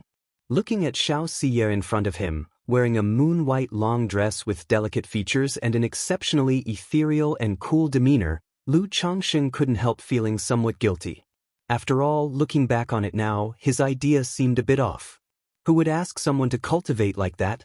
However, thinking about the unearthly beauty standing before him, as if she were a fairy from the Guanghan Moon Palace embarking on cultivation trials as he had suggested, A faint fire of irritation began to smolder in Lu Changsheng's dandan. Xiao Daoist, is the method I proposed effective? Lu Changsheng gathered his mental spirit, calmed his restless mind, and asked earnestly. Yes, Xianxia replied softly. Her cold and succinct words were filled with temptation, stirring the imagination. If it's been of any help to you, that's good, Lu Changsheng exhaled lightly. Although he felt a little disappointed, he had at least managed to deal with the troublesome matter concerning Xianxia. After all, if he were to actually intervene, the loss would outweigh the gain, and it would easily cause trouble. However, Xiu can feel that this effect is not enough to break through the bottleneck, so I will still need Lu Daoist's help. Xiaoxia's chest heaved slightly, and she spoke with her lips barely parting. A ripple appeared in her cool and calm eyes. Clearly, her heart was not as tranquil as her outward appearance suggested. After all, the supreme forgetful love technique is not about being truly without emotion, but about being so immersed in the great Tao that one remains unaffected by emotions and desires. Furthermore, she had not yet cultivated to such a level. Upon hearing this, Lu Changsheng's mouth twitched. He had not expected Xiaoxia to still require his assistance. This meant that what he had proposed had some effect, but it was not sufficient. He did not speak. It went without saying he could help, but the benefits did not balance out the costs. More loss than gain. Xiaoxia noticed the hesitation in Lu Changsheng. Although inexperienced in worldly affairs, she wasn't entirely naive. She knew that her request made Lu Changsheng apprehensive, probably because he was worried that such a matter would bring him trouble. Lu Daoist, Xiu knows this matter is making it difficult for you. If Lu Daoist is willing to help, Xiu would be immensely grateful and ready to offer thanks, or if Lu Daoist has any requirements, please feel free to make them. Also, Xiu is willing to make a Dao heart vow that, regardless of the outcome of this emotional trial, success or failure, I will not involve or blame Lu Daoist. All consequences will be borne by Xiu alone, so Lu Daoist can rest assured, Xiaoxia said. Her eyes locked onto Lu Changsheng. A trace of heartfelt crimson flashed through her icy eyes but was quickly replaced by a look of determination. Now that the opportunity for her breakthrough was within reach, even her Moon Palace serene heart of the supreme forgetful love technique could hardly suppress this sense of urgency. Lu Changsheng, upon hearing these words, pursed his lips. He could tell that Xiaoxia was sincere, and he was quite pleased with her proactive approach. A Dao heart vow might not be infallible, but for someone like Xiaoxia, who was single-minded in her cultivation, it was a reliably safe course of action. Since she had said so much, he felt he could agree to the arrangement. After all, he wasn't planning to make her bear children right now. Having made up his mind, Lu Changsheng said to Xiaoxia, since Xiao Daoist has put it that way, how can I refuse? There's no need for any lavish gifts. I only hope that in the future you can help me with one thing. I have yet to decide what it is. I will let you know once I have figured it out, Lu Changsheng stated. In his view, having helped Xiaoxia with such an intimate act as surmounting an emotional trial, Xiaoxia might as well be considered the mother of his future child. It was not convenient for him to take her home to be the mother now, but it would be no issue once he had the strength to do so. Considering Xiaoxia's current cool demeanor, if she continued to progress in her cultivation, she might become an icy statue.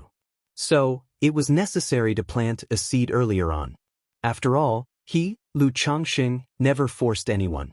Upon hearing this, Xiaoxia's eyebrows knitted slightly. She would not have agreed to such a condition from anyone else, as it was akin to a sword hanging over one's head, making it difficult to cultivate in peace.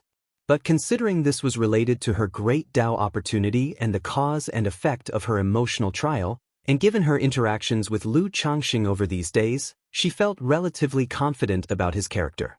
Otherwise, she wouldn't have disclosed her emotional trial to him. She nodded and said, as long as it does not go against the Dao heart, she will do her best to fulfill it when the time comes. Xiaoxia spoke, and then solemnly raised her hand to take the vow. She vowed that she would not blame Lu Changsheng whether the emotional trial succeeded or failed, and that she alone would bear the consequences of any event. Bearing a few children shouldn't count as going against the Dao heart, right? Lu Changxing thought to himself, watching Xianxia make her vow. He nodded slightly and said to Xianxia, "How do you plan to start?" At these words, Xianxia blinked in surprise. She knew her emotional trial was related to the affections between men and women, her own desires, but how to begin, or what to do next, she found herself at a loss. After all, in this matter, she was truly clueless. The next moment, she saw Lu Changsheng's handsome face drawing closer. A warm, moist breath approached her lips and enveloped them. A blush like blooming snow lotuses crept onto Xiaoxia's face. Her heart pounded furiously, wanting to push Lu Changxing away. But the surging shyness and desire within her, controlled by the supreme forgetful love technique, suppressed her instinctive reaction. Her eyelashes quivered as she hid her embarrassment, her face filled with bewilderment and helplessness, allowing him to take the lead.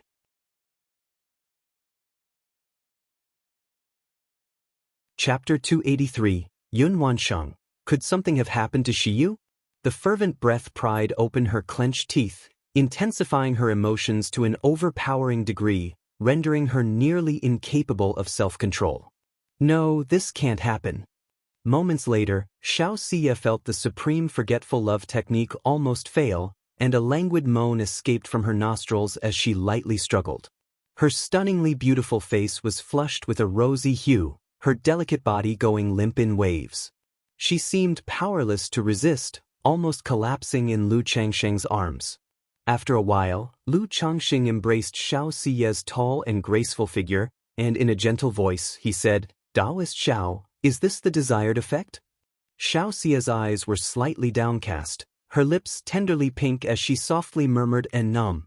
The sunlight outside streamed through the lattice windows, sprinkling over the fairy's jade-like face. It bloomed on her beautiful cheeks like trees laden with snow and brought a hint of shallowness and enchantment to her holy and charming appearance. With the circulation of the supreme forgetful love technique, Xiaoxia gradually suppressed and extinguished the tide of carnal desire. Would Daoist Xiao like to continue?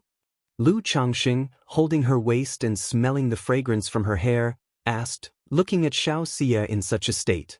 He found the fairy Shiyu's appearance quite amusing.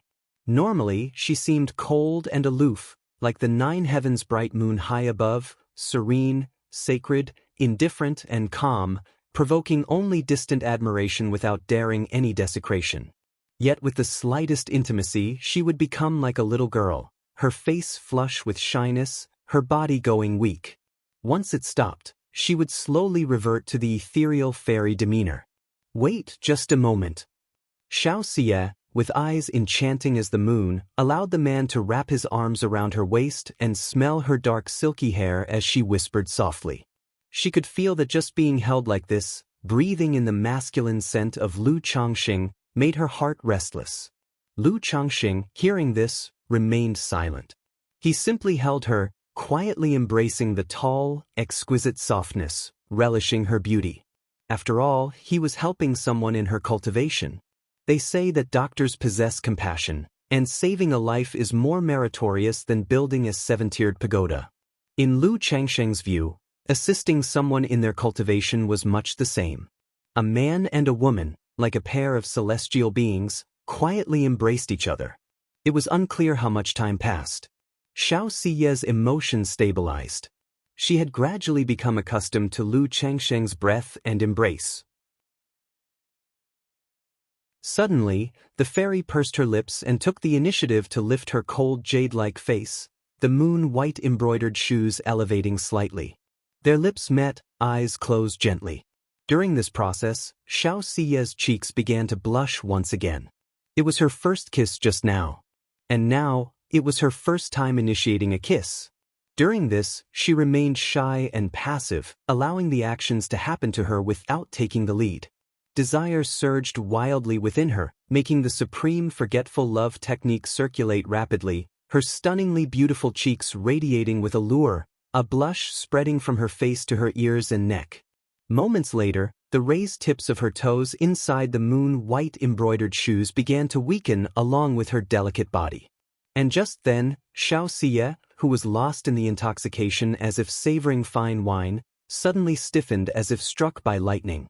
With a soft yelp, her entire delicate body went limp, and she began to tremble. This caused the effect of the supreme forgetful love technique to directly fail. No, this mustn't happen. The beautiful face of the fairy flushed red as blood, experiencing an odd sensation on her chest, her legs going weak. She quickly gasped for breath and spoke out to stop Lu Changsheng's actions. Huff, puff, puff. As their lips parted, Xianxia gasped for air, her breath as fragrant as orchids. She pursed the corners of her lips and, pretending to be composed, lifted her hand to wipe away the traces at the corner of her mouth, and said, Lu Daoist, let's call it a day. She felt that things were moving too fast, and she had to take time to properly digest it. But having said that, her body had yet to recover from its trembling, still leaning in Lu Changsheng's arms. All right, as Daoist shall wishes. Lu Changsheng looked at the radiant beauty in his arms, her lips lustrous and full, at the fairy who was struggling to maintain self-control, and a hint of amusement crossed his mind. He thought to himself that this fairy's combat strength was really too weak. If this were the case, her path to cultivation would indeed be very long. After a while, Xiaoxiye's demeanor calmed down a bit. She gave Lu Changsheng a salute and staggered away. Watching the hastily departing fairy, Lu Changsheng chuckled softly, twirling his fingers and bringing them to his nose to sniff. He could still smell a fragrance like a blossoming garden of flowers. He couldn't help thinking, the fairy indeed carried her own weight, certainly not one to leave her children hungry in the future. Phew! Having just assisted the fairy in her cultivation, Lu Changsheng felt that it had also affected him, his mind a bit disordered. He would need to find his wives and consorts to help with his own cultivation. After returning to her room, Xiaoxia had a maid fill a tub with water for her to bathe.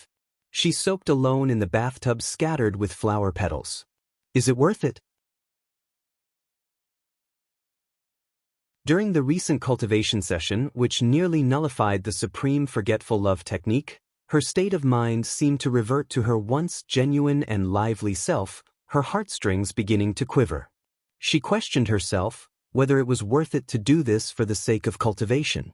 A trace of confusion flashed in Xiaoxiye's eyes.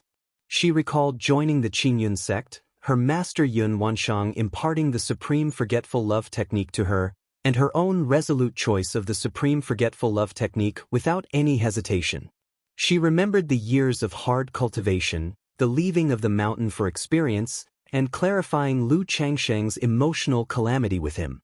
She was acutely aware that all this was her own choice, following her true nature. It's worth it, all of it? Xiaoxiye's eyes were clear, the confusion, retreat, and regret in her heart clearing away. As the supreme forgetful love technique circulated, her beautiful eyes became as cold as the moon. She murmured to herself, It can certainly do it. Her cold and touching voice was very calm.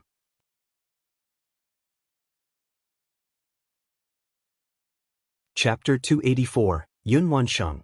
Could something have happened to Shiyu? But it revealed an unwavering determination.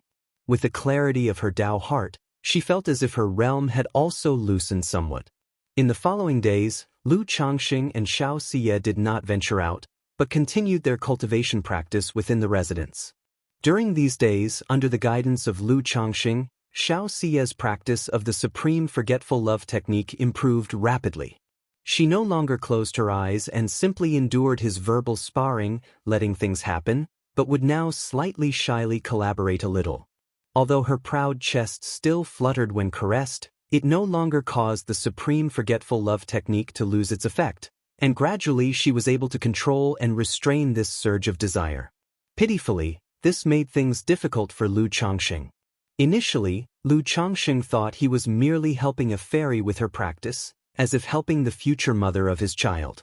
But once he truly assisted, this was not mere fairy cultivation, it was also a cultivation for himself. Thankfully he had his wives in the residence. Otherwise, who could withstand it? While Lu Changsheng was practicing with the fairy, at Qingyun sect, Kaiyun Peak, within a magnificent palace, Yun Wanshang was seated, engaged in alchemy. A green jade pill furnace, brimming with vitality and lush greenery, slowly rotated above her head. As a nascent soul immortal, she naturally knew some skills. In terms of alchemy, although not extremely profound, she was also a second-rank alchemist. Coalesce. As she formed hand seals, she sent a spiritual art towards the pill furnace. Elixir medicines flew out one by one from the pill furnace, landing in her hands. Out of 10 elixir medicines, half were dull and scorched, clearly failures. What's wrong with me today? My mental spirit is somewhat restless during alchemy. Could it be that something has happened to Shiyu? Yun Wanshang frowned slightly as she looked at the elixir medicines in her hand. Her first thought was whether her disciple, Xianxia, had encountered trouble. But through the soul guide on Xianxia's body, she knew that Xianxia was not in mortal danger. Immediately, a jade token appeared in her hand. This was an information-transmitting jade token, divided into a pair of master and subordinate tokens. Although it could not convey specific information, during its creation, one could inscribe general information for simple communication. Yun Wanshang used the master and subordinate communication tokens to reach out to Xianxia, inquiring about her situation. Within the Lu family residence, in a room of a courtyard, the sound of Walla Walla could be heard. Xianxia sat in a bath bucket, her black hair lightly tied up. She scooped up the hot water tinged with flower petals with her delicate hands, gently rubbing away the non-existent saliva mark on her snowy skin. The clear, serene beauty on her face was calm, but her eyes that were as bright as the full moon trembled from time to time, clearly not as tranquil as she appeared. She had thought that after so many days of cultivation, her mental state would have greatly improved, allowing her to control these emotions. Yet, under Lu Changsheng's childlike behavior, her Dao heart was once again challenged. But inside, she did not reject such behavior. Or rather, she did not reject such behavior from Lu Changsheng. She knew that Lu Changsheng was helping her with her cultivation. And the effects of such cultivation methods also made her even more certain that Lu Changsheng was indeed the opportunity and key to her breakthrough. At that moment, Xiaoxia's mental spirit stirred slightly, and with a beckoning gesture, she pulled out a jade token from the nearby storage bag. Seeing the caring message from her master on the jade token warmed Xiaoxia's heart, and a touch of softness appeared in her eyes. She also knew that her master was worried about her discipleship and training outside the mountain, and immediately replied through the jade token, indicating she was well and asked her master to be at ease, not to worry. Although she had things she wanted to say to her own master, the jade token could only convey simple messages. Meanwhile, in Azure Phoenix Immortal City, within a second-order cave mansion, Kaiyun True Immortal's disciple Xiaoxia is out on a solo training expedition. A young man around 27 or 28 years old, dressed in a crimson brocade robe, with a somewhat sinister and cunning face, looked at the message in his hand. Back then, my cheap master went to ambush Yun Wanshang, only to never return. Now they send a message, wanting me to go and ambush this disciple of Kaiyun True Immortal. Hee. The corners of the young man's mouth curled up in a cold smirk. However, for the sake of this heavenly pure water, I might as well make a trip. After all, she's just a little chi refinement girl. Moreover, if this girl was taken as a disciple by Yun Wanshang, she must have an exceptional talent. Looking at the self-destructing jade slip in his hand, greed flickered in his eyes as he stepped out of the mansion. Within the Lu family residence. Zing zing zing. In a courtyard, Xiaoxia played the ancient zither in her white dress and skirt, her demeanor cool and ethereal. The sound of the zither was lingering and extremely beautiful. But to those proficient in rhythm, it was evident that the music was somewhat chaotic. Clearly, the player's heart was not at peace. Sigh. Xiaoxia stopped playing the zither, sighing deeply. Her stunningly beautiful face momentarily lost in thought with a blush creeping up her cheeks. Just recalling the events of the previous day caused desire to surge uncontrollably within her, and the supreme forgetful love technique began to circulate rapidly. That day, during their cultivation, Lu Changsheng had lifted and slid off her moon-white dress, and then, feelings of shyness, shame, panic, confusion, and palpitations tormented her, a sensation like gnawing bones and scorching hearts, making her tremble and unable to compose herself even now. She felt as if she were ruined. It was nothing like when she did it herself in the past. As a result, she hadn't been able to calm her emotions entirely. And then yesterday, Xianxia looked toward her jade foot wrapped in plain white silk stockings inside her moon-white embroidered shoes. Her eyes, usually cool and indifferent like the bright moon, were now like a lake disturbed by falling drizzle, rippling slightly. Just as Xiaoxia's emotions were in turmoil and she was about to use the supreme forgetful love technique to calm herself, knock knock knock, a series of knocks sounded at the door. Xiaoxia knew it was Lu Changxing. This courtyard was only ever visited by Lu Changxing. Is it time to start cultivating today? Xiaoxia felt a tinge of restlessness in her heart, mixed with faint anticipation. Xiao Daoist. Lu Changxing looked toward Xiaoxia in front of the zither, who was clad in white, surpassing the snow, resembling the bright moon above or the Guanghan fairy, and called out with a smile. Lu Daoist, you've arrived? Xiaoxia's expression was cool, yet pleased as she looked toward the young man. She didn't know how Lu Changxing would cultivate with her today. Xiao Daoist, I'll be away for a while, as there are matters to attend to at Qingzhou Mountain, so I need to make a trip back. Thus, for the upcoming period, it might be inconvenient to cultivate with you, Lu Changxing said up front to the fairy before him. His trip to Rui County City for the appointment had already been earlier than scheduled. As it had been 1 or 2 months since he'd been outside, he needed to return home briefly to inform his wives and concubines and to handle affairs at the spiritual talisman shop. Although the days spent cultivating with the fairy brought both pain and pleasure, he couldn't forget his home or neglect his duties. Moreover, the cultivation with the fairy couldn't be completed in a short time, and he couldn't stay with Xiaoxia here to cultivate at a leisurely pace. Going back? Xiaoxia nodded at his words. She was aware that Lu Changxing spent most of his time in the cultivation world, only occasionally visiting the secular realm. That he had stayed for so long in the secular world this time was because of her cultivation matters.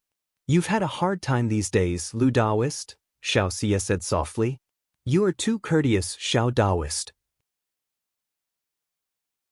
When I return, probably next month, I should be able to come over, Lu Changxing replied with a smile.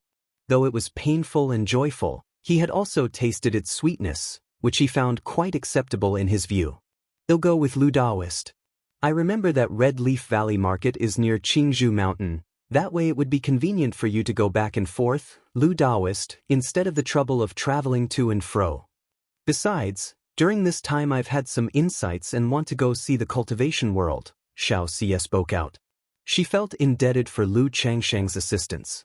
Alright, since that's the case, let's set off right now. Lu Changxing felt this would be better and much more convenient upon hearing her words. After all, the trip from Qingzhou Mountain to Red Leaf Valley was only half a day's journey.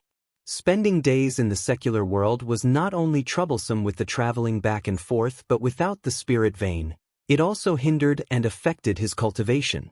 Xiaoxia, hearing Lu Changxing mention setting off right away to handle proper matters, felt an inexplicable hint of slight loss in her heart upon not hearing anything about cultivating together. However, she didn't show this emotion and immediately smoothed over and erased these feelings. She nodded lightly and said, All right. Immediately, Lu Changxing informed his wives, concubines, and children and then set off with Xiaoxia, riding flying mounts and leaving Rui County City for Red Leaf Valley Market.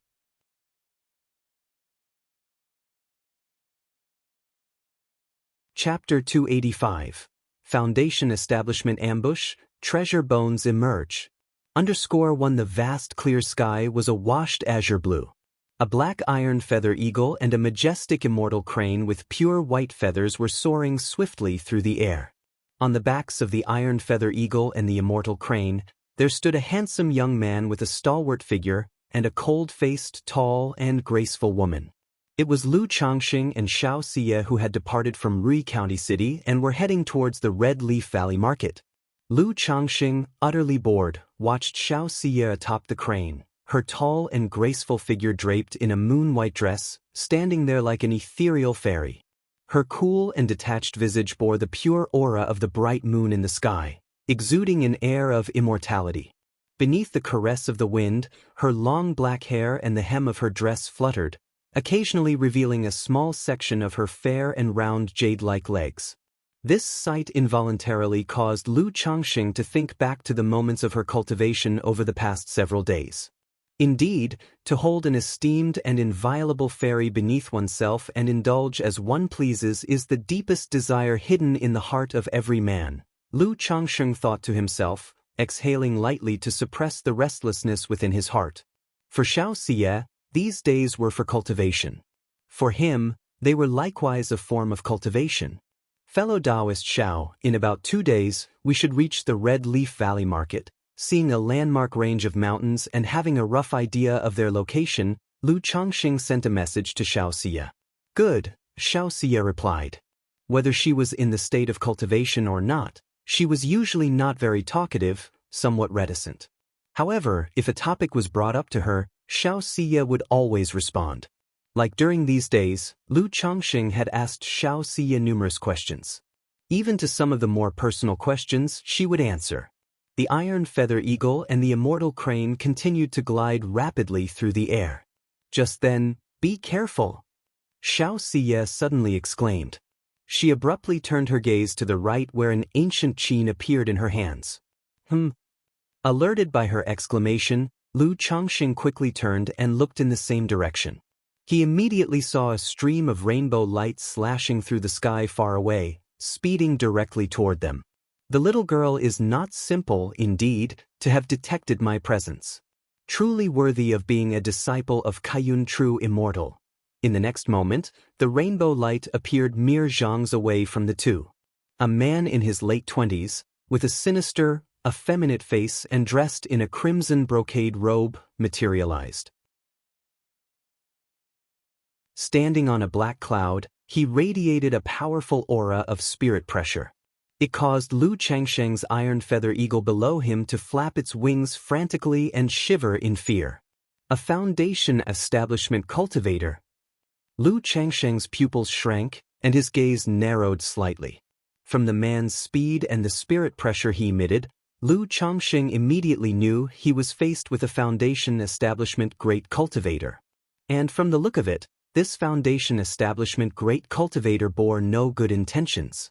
"Senior recognizes my master, is there something you require?"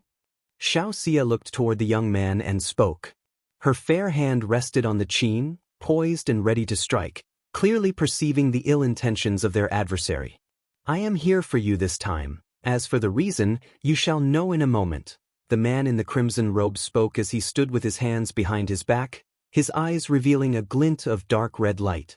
As soon as he finished speaking, a mass of dark red murderous aura appeared beside him, transforming into the head of a ferocious python and roaring as it lunged toward Xianxia. Clang! Xianxia, prepared for such an event, plucked a string on the chain, and a resonant sound arose, followed by a gust of wind.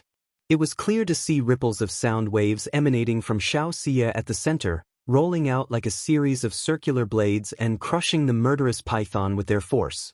But the next moment, the shattered murderous python, like mist, reassembled and continued its ferocious onslaught. Realizing the situation, Xianxia understood that this foundation-building great cultivator was an enemy, not a friend. Even with her exceptional talent, she stood no chance against a foundation establishment great cultivator. Especially since this great cultivator was evidently no ordinary one. Immediately, she took out a second-rank, ice-blue talisman from her storage bag and activated it swiftly. A terrible frost and cold wind arose as if intending to freeze the heavens and earth, aiming to encase the murderous python in ice and form a giant wall of ice. "Go!" Xianxia didn't linger, immediately shouting to Lu Changxing. Without hesitation, she retracted the immortal crane into her spiritual pet bag and conjured a cloud veil. Her graceful figure in white dress alighted on the cloud veil, reached out to Lu Changxing beside her, and brought him onto the cloud veil. Together, they turned into a beam of escape light, attempting to flee. "You think you can escape?" The man in the crimson robe watched this unfold, his lips curling up in a slight smile, his voice filled with contempt and disdain. He, a foundation establishment great cultivator, set on interdicting a mere chi refinement miner, couldn't possibly let them get away. Even with the addition of Lu Changxing, it only meant another qi refinement cultivator, hardly worth his concern. Scowl. The man in the crimson robe formed hand seals and shouted coldly. Suddenly his life-bound spiritual artifact, the red phoenix pearl, flew out from his dantian and hovered above his head, radiating a red glow.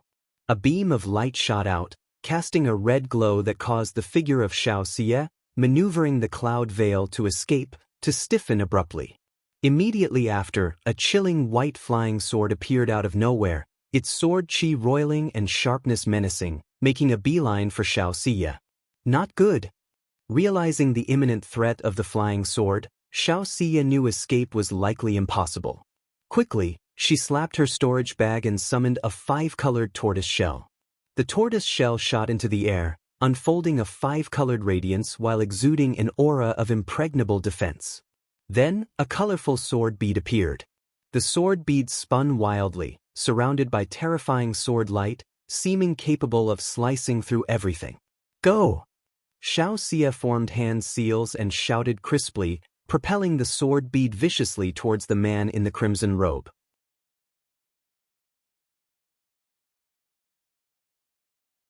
Chapter 286, Foundation Establishment Ambush, Treasure Bones Emerge. Lu Changxing was slightly taken aback by Xianxia's decisive actions and strategies in combat. He hadn't expected Xianxia to be so resolute, possessing such fighting techniques. She didn't seem like someone who was experiencing her first time outside for training at all. He couldn't help thinking to himself that the disciples taught within the Immortal sects were truly different.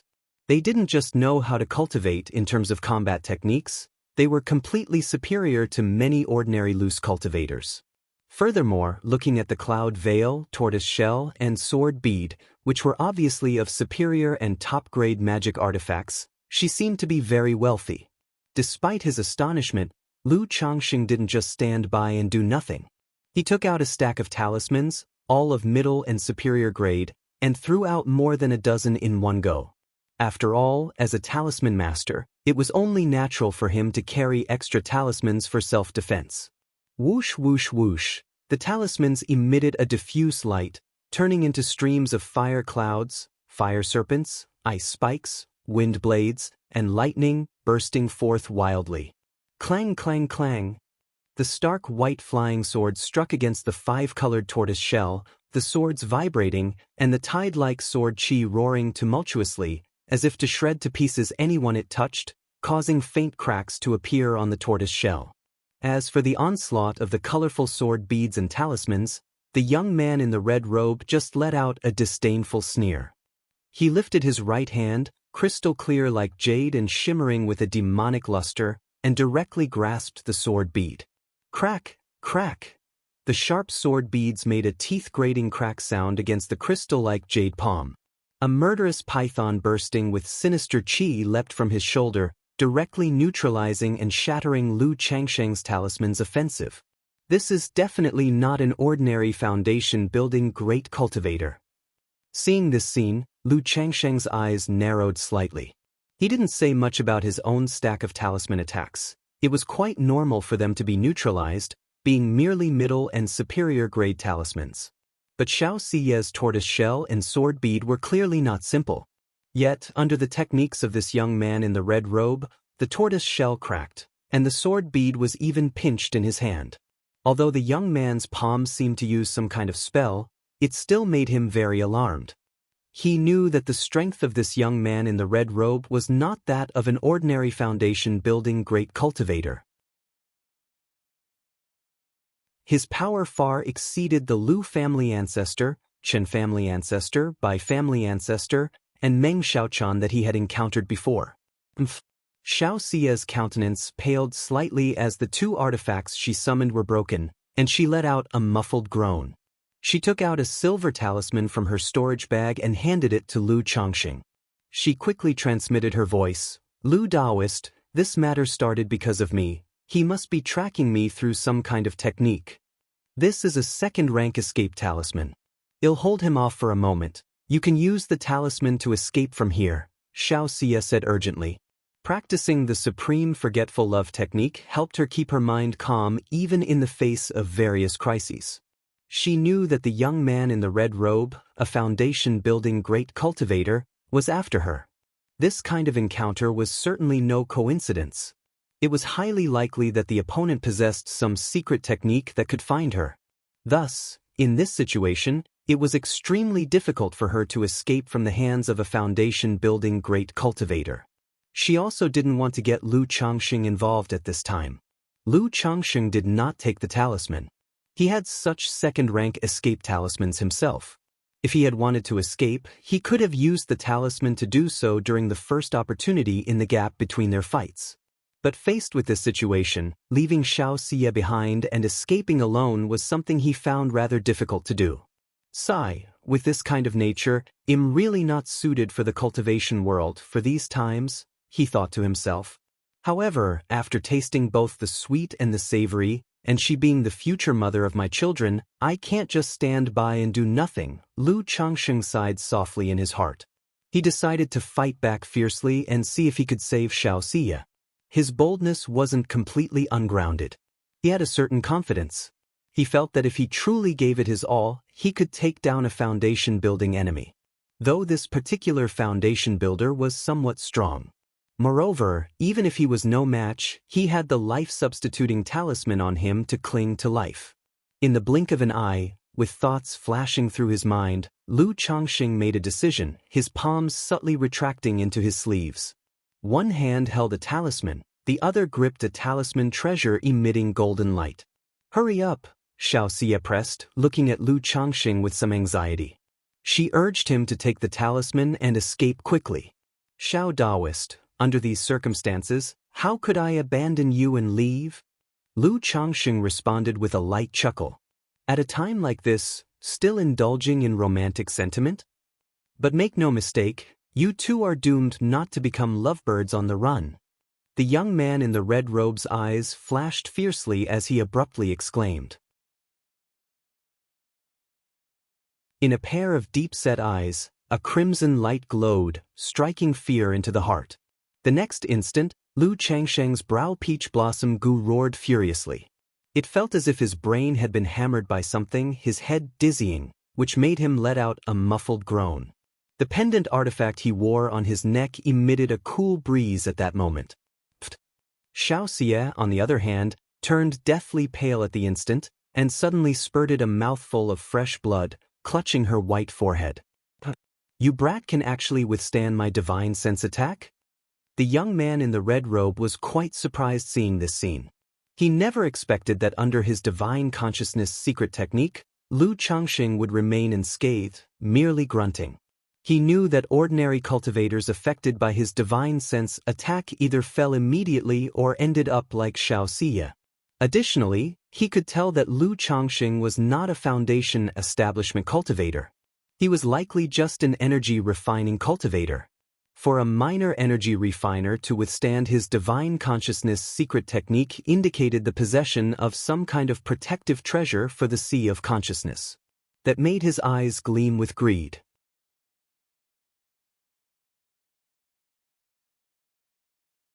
Chapter 287. Foundation Establishment Ambush, Treasure Bones Emerge. After all, treasures that can protect the sea of consciousness are all highly cherished. No matter what treasure you have, it's all mine now. The red-robed youth laughed heartily, his palm closing as the red phoenix pearl hovering above his head radiated a dazzling light, shining towards Lu Changxing and Xianxia. The ghostly white little sword broke through the five-colored tortoise shell and, with a whoosh, charged towards Lu Changxing. The brilliance from the red phoenix pearl caused Lu Changxing's figure to suddenly stiffen, feeling as if his surroundings were sealed off and his spiritual power flowing sluggishly within him. He knew this was the gap between the realms of qi refinement and foundation establishment. Not daring to hold back any longer, he slapped his storage bag. Suddenly, a 2-meter-tall metal puppet appeared in front of him, its body pitch black, wielding a knife in one hand, a shield in the other, and carrying 5 dark javelins on its back. It was the second-rank puppet he had forged, which had been lying dormant in his storage bag gathering dust. Clang! Facing the ghostly white flying sword, the metal puppet stepped forward, shield at the ready, creating a metallic clang and sparks flying in all directions. Immediately after, the black gold long knife in the puppet's hand fiercely swung out, mighty and unyielding, striking the ghostly white flying sword with another deafening clang. You also have a second-rank puppet? Seems like you're not as simple as you look, kid. The red-robed youth watched this scene, chuckled lightly, still appearing nonchalant and unconcerned. But the next moment, a talisman treasure. He saw that in Lu Changsheng's hands, an aura was spreading. A golden, rectangular object shot out, rapidly enlarging in the air, shining brightly, causing his expression to change subtly. Even as a foundation-building great cultivator, facing a talisman treasure like this, he felt a bit troubled. It seems you really aren't simple, kid. Since that's the case, then go to your death. The red-robed youth, seeing that Lu Changxing had both a second-rank puppet and a talisman treasure, dropped the cat-and-mouse attitude.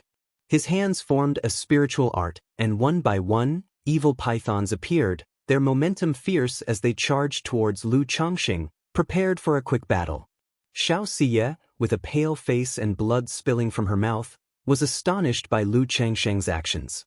Her beautiful face showed disbelief. Having been in close contact for so long, she naturally realized that Lu Changxing was not as simple as he appeared on the surface. He surely had hidden his abilities, his secrets. As for this, she did not question or care about it too much. After all, which cultivator does not have some fortune and secrets on them? But she never would have guessed that Lu Changxing had hidden his powers so deeply, producing a second-rank puppet and a talisman treasure unexpectedly. Especially when Lu Changxing activated the talisman treasure, with the aura of spiritual power surging around his body. It allowed her to approximately perceive that Lu Changsheng's cultivation level and strength must be the same as hers, at qi refinement perfection. However, seeing that Lu Changxing had such strength and measures to escape on his own, yet chose to fight by revealing himself in order to save her, it made her heart flutter, spawning an inexplicable emotion. But at this moment, she did not pay attention to this feeling, taking out a golden talisman paper from her storage bag. Buzz buzz buzz. Xianxia stimulated the talisman paper with her spiritual power, causing a small golden sword to appear, emitting a terrifying might. This turned out to also be a talisman treasure. Another talisman treasure? The red-robed youth saw this, his eyes flickered, and his expression darkened. Before he acted, he had guessed that these Qi Refinement Juniors would certainly have treasures to defend themselves. But he did not expect that there would be this additional complication. 2 Qi Refinement Juniors, each possessing a talisman treasure. But they are just 2 Qi Refinement Juniors, even with talisman treasures, how can they unleash their full power? The red-robed youth scoffed, smacked his belt, and a set of black armor appeared, which he put on.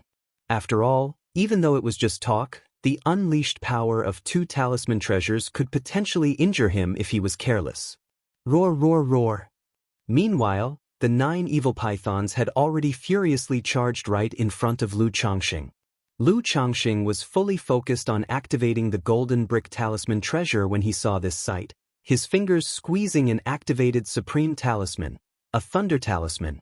At this moment, as he activated the golden brick talisman treasure and controlled the second-rank puppet, he found it difficult to use another second-rank talisman. Under his puppet control technique, the second-rank puppet, which was clashing head-on with the ghostly white flying sword, suddenly had all 5 javelins on its back shoot up into the sky. Swoosh, swoosh, swoosh. Like thunder and lightning, they turned into 5 black bolts of lightning, and together they rushed toward the 9-headed evil python, fiercely and powerfully. Boom, boom, boom. Every one of the 5 javelins, each as powerful as a strike from someone of the Foundation establishment stage, collided with the 9-headed evil python, causing an explosive booming noise. But during this collision, Lu Changxing could distinctly feel that the middle-grade spirit stones within the puppet's core were being rapidly consumed, unable to keep up with the onslaught of the enemy's attacks. We must end this battle quickly. Lu Changxing also knew that in this situation, his side could not afford to drag the fight out. Every casual attack from his opponent forced him to use all his techniques. Looking up at the sky, where the golden brick now resembled a small mountain, Lu Changsheng's mind shifted slightly. He poured his entire mental spirit and spiritual power into controlling the talisman treasure. Boom! The mountainous, radiant golden brick, with its heavy and pure aura, plummeted down towards the red-robed youth. Chi! Faced with the surging momentum of the falling golden brick, the youth dared not underestimate it and let out a low shout. The red phoenix pearl above his head spun rapidly, radiating intense red light, making the surroundings appear as if engulfed by a blazing cloud, rising to meet the golden brick bearing down like a formidable mountain. Rumble, rumble! The two treasures collided, their might surging, locking the golden and red light in a standoff midair. And at that moment, Xiaoxia's talisman treasure, the golden little sword, also burst forth. This little golden sword, nearly pushed to its limit by Xiaoxia, displayed an incredible might and suddenly closed in on the red-robed youth.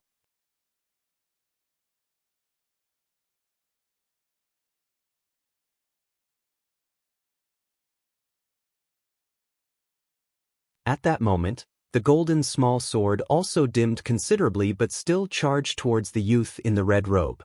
The youth in the red robe, seeing his spiritual artifact damaged, let out a cold snort and formed a hand seal.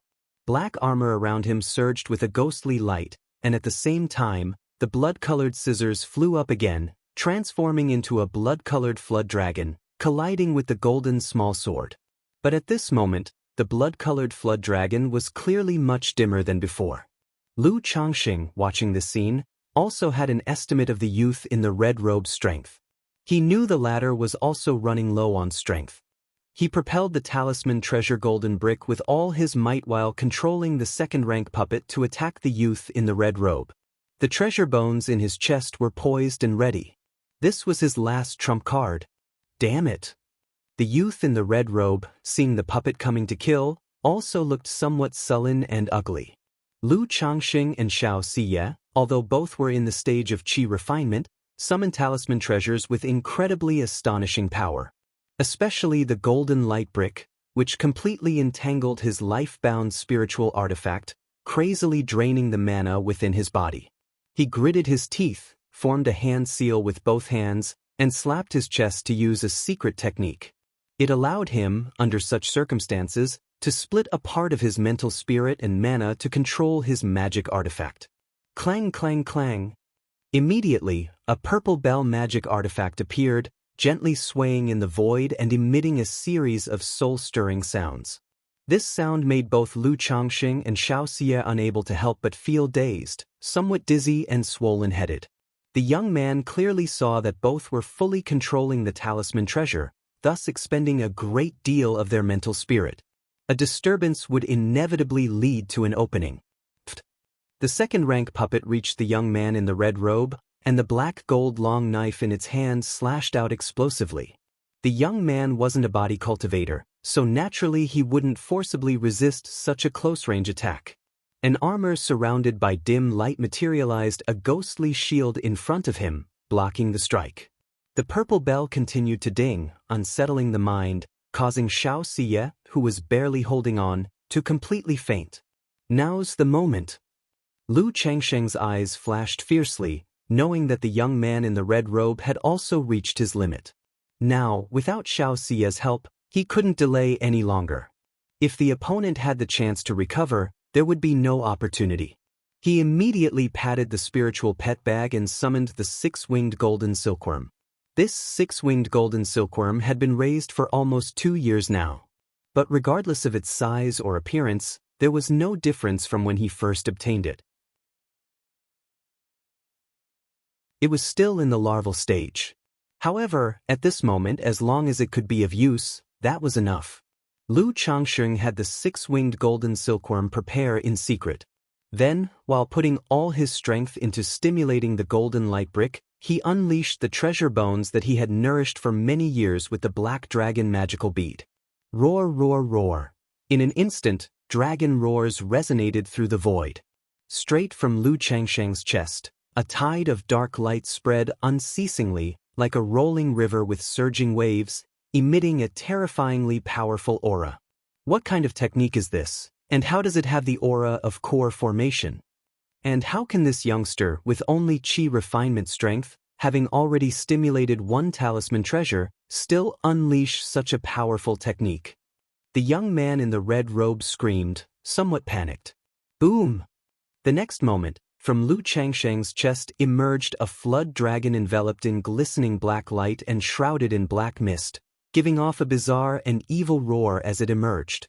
What on earth is this technique? This youngster is clearly just a minor chi refinement cultivator. The young man in the red robe stared at the menacing, roaring flood dragon, his expression also becoming somewhat vacant, not understanding what was happening before his eyes. Why, while fully controlling a talisman treasure, could he still unleash a technique with a forceful presence not weaker than that of a foundation establishment aura? Roar, roar, roar. Before he could think further, the rolling black mist and the roaring evil spirit of the flood dragon made the young man in the red robe feel his body sluggish and the spiritual light in his mental spirit dim. The black dragon magical bead, upon initial activation, burst forth with black light capable of suppressing the flesh and corrupting the soul. This spirit of the evil flood dragon naturally possessed such an effect. The young man, already in a state of deadlock, couldn't withstand the soul of the evil flood dragon at all and was directly engulfed and devoured by the approaching black mist.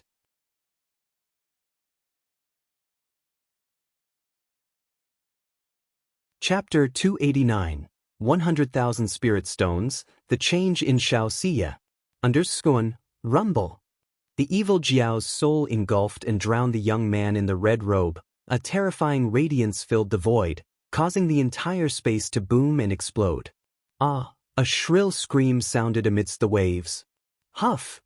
This strike, lit by the explosive energy of the treasure bones, also made Lu Changsheng's face somewhat pale, with a faint pain in his chest. Through the red bead that had clashed hard against the golden light brick, he knew that the young man in red was not yet completely dead. Go! Lu Changsheng issued an order to the six-winged golden silkworm, lest the opponent still had some strength left. At the same time, he continued to control the golden light brick with his mental spirit. At this moment, he could clearly feel the might of the red bead resisting the golden light brick had greatly diminished, falling steadily. This indicated the dire situation of the young man in red, who was unable to resist. Boom, boom, boom. As the golden light brick continued suppressing the red phoenix pearl, a blood-red light burst out from the soul of the evil Jiao. It was indeed the young man in red. By now his black armor was ragged, his hair disheveled, his appearance was utterly wretched. You wait for me, this grudge, the young man in red ranted bitterly, attempting to escape using a secret technique. But before he could finish speaking, the hovering golden light brick came crashing down like a mountain. Puff! Simultaneously, a golden line shot out like an arrow, piercing his forehead, leaving a bloody hole. It was the six-winged golden silkworm. The next moment, the golden light brick also thundered down, pressing both the red phoenix pearl and the young man in red toward the ground below. Upon seeing this, Lu Changsheng embraced Xianxia's delicate body and, piloting the flying artifact, descended swiftly. Rumble! With a thunderous roar, the golden light brick pinned the young man directly onto the mountainous terrain, causing the ground to shake. Phew, truly fitting for a foundation establishment great cultivator, so hard to kill. The treasure bones I've nurtured for years are not the least bit weaker than a full-force strike from a talisman treasure, yet he almost got away. Lu Changsheng could sense that the opponent's vitality had nearly extinguished with the six-winged golden silkworm strike. But just to be safe, he had followed up with a blow from the golden light brick. Through the golden light brick, he could detect that the young man in red pinned underneath was thoroughly devoid of life.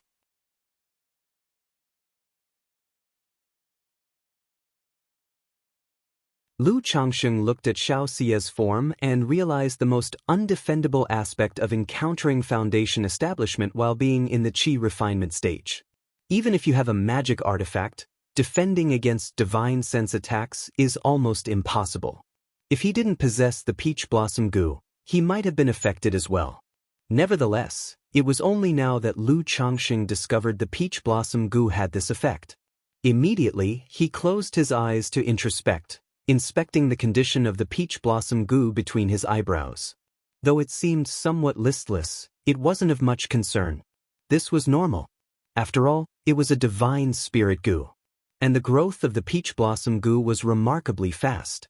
Under his flourishing peach blossom luck, it had grown to the extreme limit of the first transformation.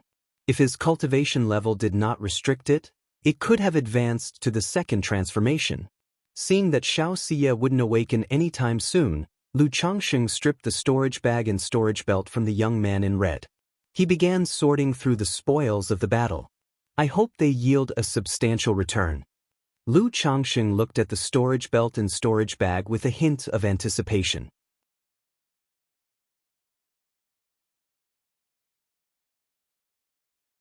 Chapter 290, 100,000 Spirit Stones, The Change in Xianxia. After all, the young man in the red robe didn't seem like an ordinary foundation establishment cultivator. One would think he couldn't be too poor. Buzz, buzz, buzz. At this moment, the six-winged golden silkworm was flying around Lu Changxing. Its wings, thin as cicadas, fluttered, emitting a bloodthirsty aura. Go ahead. Lu Changxing naturally understood what the six-winged golden silkworm meant and chuckled lightly. He hadn't burned the young man in the red robe to ashes, precisely to leave the body for the six-winged golden silkworm. After all, this six-winged golden silkworm fed on blood. To it, the blood essence of a foundation establishment great cultivator like the young man in the red robe was naturally a great tonic. Having received Lu Changxing's permission, the six-winged golden silkworm immediately burrowed into the young man's body and began to feast greedily. Isn't this a bit too much like the practices of the demonic path? Lu Changxing watched the actions of the six-winged golden silkworm and smacked his lips. Very soon he shook his head and said, "But it's just resource utilization after all. If I didn't feed it to the six-winged golden silkworm, I'd have to burn it to ashes. Besides, this is far from what the demon path cultivators do. I read in a book before that some demonic path cultivators use any resource they can for cultivation, be it humans, demon beasts, or the souls of all living beings. Things like human skin books, white bone arrows, pools of blood and flesh, myriad soul banners, and even human emotions like joy, anger, and hatred can be used for cultivation." Lu Changxing clicked his tongue in amazement. He had roughly read about the differences between the righteous path and the demonic path in books before. Although the descriptions weren't very detailed, he had a general idea. Demonic path cultivators are more extreme in their cultivation techniques and behaviors, showing less humanity for the sake of advancement. This consequently leads to some differences in the speed of cultivation and breaking through realms. But on the whole, there isn't much difference between cultivators of the righteous path and those of the demonic path. My cheap brother-in-law seems to have followed the demonic path, and I have no idea about his current situation or if he's still alive. Lu Changxing suddenly remembered Chu Zenshin's brother, Chu Chang'e.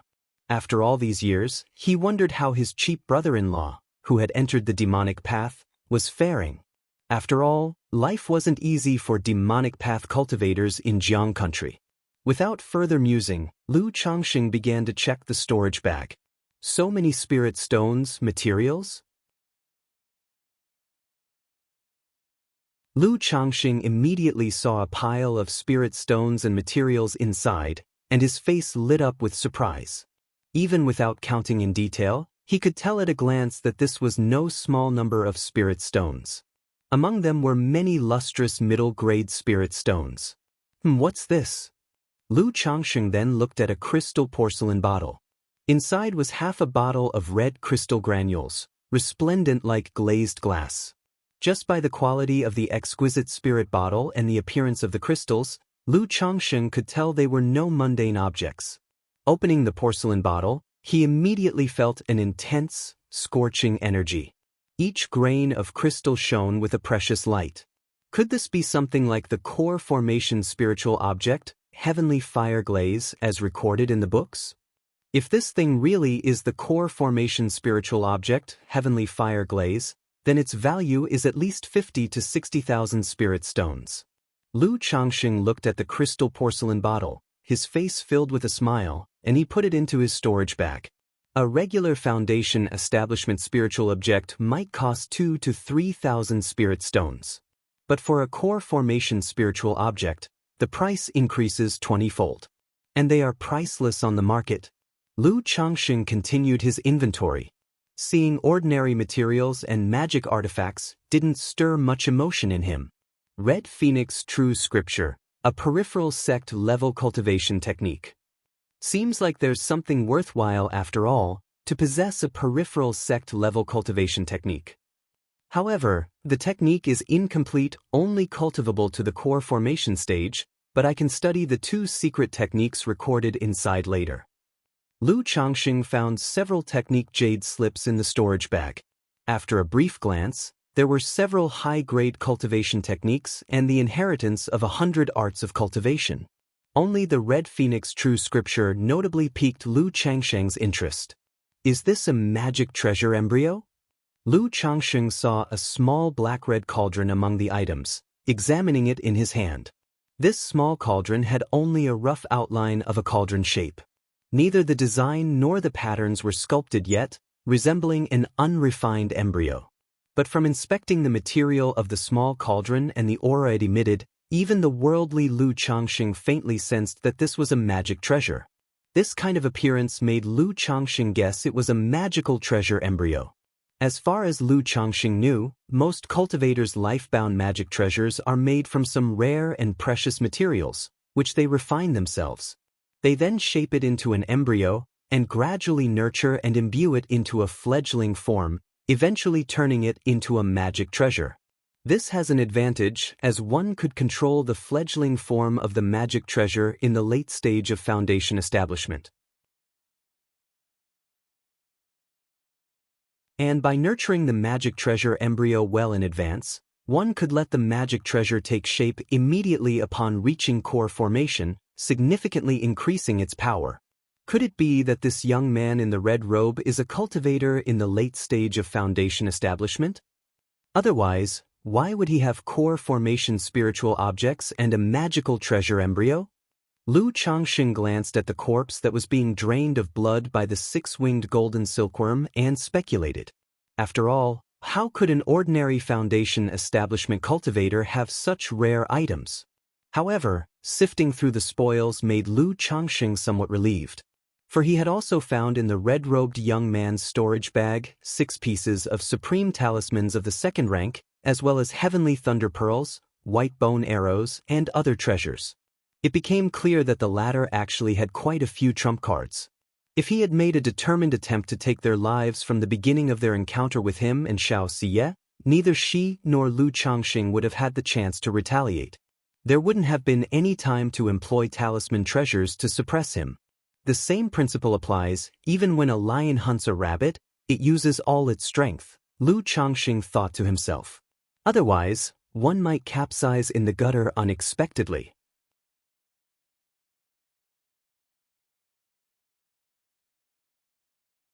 Chapter 291, 100,000 Spirit Stones, The Change in Xianxia. Lu Changxing shook his head slightly, feeling a sigh. He stored the small cauldron away and continued the cleanup. Even if the cauldron was a magical treasure embryo, it wasn't of much use to him. It was merely a piece of valuable material. Besides possibly selling it in the future, it could also be used to cultivate the 100 refinements treasure body art. After all, a magical treasure embryo still counted as a magical treasure. It could be refined into his body. The cleaning process that followed didn't reveal any high-value items to surprise Lu Changxing. 128 middle-grade spirit stones. 3,894 lower-grade spirit stones. 1 suspected core formation spiritual object. 1 foundation establishment spiritual object. 1 magical treasure embryo, 4 spiritual artifacts, but 1 of them is worn, 1 is severely damaged, essentially scrapped, only suitable as waste material for the cultivation of the 100 refinements treasure body art. 2 superior magic artifacts, 3 ultimate magic artifacts, 1 flying boat, 1 heavenly thunder pearl, 1 first-grade lifespan extension pill, plus this pile of elixir medicines, talismans, and materials. The total value is over 100,000 spirit stones, right? After clearing everything up, Lu Changsheng took a deep breath while looking at this batch of spoils, and after roughly calculating their value, he exhaled long and deep. This batch of spoils was indeed the greatest haul he had ever had. The biggest gain he achieved previously was the Ko family's 5 vicious beasts, and that was just over 10,000 spirit stones when added to Meng Xiaoquan's 2 foundation establishment spiritual objects. But now, the lone red-robed youth's spoils directly approached an enormous sum of 100,000. This wealth made Lu Changsheng even more aware that this person was far from ordinary. From the earlier situation, he must have been targeting Xianxia, seeking to capture her alive. Lu Changsheng looked at the still unconscious Xianxia, smacking his lips. He felt the matter was far from simple. Keep in mind, Xianxia is a disciple of a nascent soul immortal from Qingyun sect. Now a foundation establishment great cultivator, knowing Xiaoxia's identity, still came to seize her, which made him feel the situation was complicated. Alas, the more entanglements there are, the greater the cause and effect. Lu Changsheng shook his head, packed away the items, and took out 7 middle-grade spirit stones to recharge his puppet. In the recent battle, this second-rank puppet hadn't suffered any damage. But the consumption of spirit stones was vast. Nearly 7 out of the 10 stones had been used up. After returning this time, if I have the time, I could also create a few more puppets, Lu Changsheng thought to himself. Even the materials he had obtained were almost enough to create another second-rank puppet. But the next moment, Lu Changsheng shook his head. The urgent matter at hand is cultivation. Otherwise, with my current mental spirit, even if I had several puppets, I wouldn't be able to control them simultaneously. During the recent battle, Lu Changsheng had also realized his shortcomings in this area. Operating a single puppet had already reached a limit during combat. If he were to control multiple puppets at the same time, it would be difficult to concentrate on other tasks. Most cultivation techniques for mental spirit require the emergence of divine sense first. It's not something that can be rushed unless the system can draw a relevant cultivation technique for this aspect. Lu Changsheng let out a sigh, grabbing 2 lower-grade spirit stones and began to sit in meditation for healing and recovery. The next day, Lu Changsheng glanced at the still unconscious Xiaoxia. Seeing the effects of the healing talisman on her nearly dissipated, he took out another and used it. As the talisman flowed through Xiaoxia's body like dew from a lotus, she let out a soft moan and woke up. Xiao Daoist, have you awoken? Upon seeing Xiaoxia waking up, Lu Changsheng immediately inquired with concern. Lu Daoist? Where are we, and where's the robber cultivator? Xiaoxia sat up, looked around the crude cave, and asked. She didn't know if they had escaped or if she had been imprisoned by the red-robed youth. Under the power of our 2 talisman treasures, that robber cultivator was also at his limit. I, Lu, had no choice but to play my last card and barely managed to slay him, Lu Changsheng sighed, his words tinged with a mix of distress and relief. As he spoke, he returned Xiaoxia's tortoise shell, sword bead, cloud veil, and talisman treasures. He might be avaricious, but not to the extent of coveting these few things from the mother of his child. You actually slew him. Xiaoxia was somewhat incredulous. From their brief encounter before, she understood that the red-robed youth was not an ordinary foundation establishment cultivator. He was at least at the middle stage of foundation establishment. She and Lu Changsheng might have suppressed him with the help of the talisman treasure. But suppression and slaying were entirely different concepts. She was stunned for a moment. Then, her somewhat pale face broke into a smile that was unlike her usual cold demeanor, blooming like a snow lotus. I didn't expect Lu Daoist to have hidden so deeply. She knew Lu Changsheng had secrets. But upon seeing the second-rank puppet, talisman treasure, and Lu Changsheng's cultivation level, she had already been amazed. Now, hearing that Lu Changsheng had slain the red-robed youth, her view of him was completely altered. Seeing Lu Changxing slightly frown, Xianxia seemed to realize something. Her lips lightly pursed as she said, "Don't worry, Lu Daoist, every cultivator has their secrets. In Rui County City, Xiyu already perceived that you were different from ordinary cultivators, certainly possessing fortunate secrets. So rest assured, Xiyu can swear on my Dao heart that I will absolutely not divulge anything about Lu Daoist to anyone." Xiaoxia, being a smart person and cultivating the supreme forgetful love technique, was enlightened in her Dao heart. Having said that, she promptly swore an oath, indicating she wouldn't mention this matter to a third party. "Xiao Daoist, there's no need for such formality, the situation isn't that serious." Lu Changsheng smiled, very satisfied with Xiaoxia's consideration. After all, revealing talisman treasures and cultivation levels like this was still somewhat risky.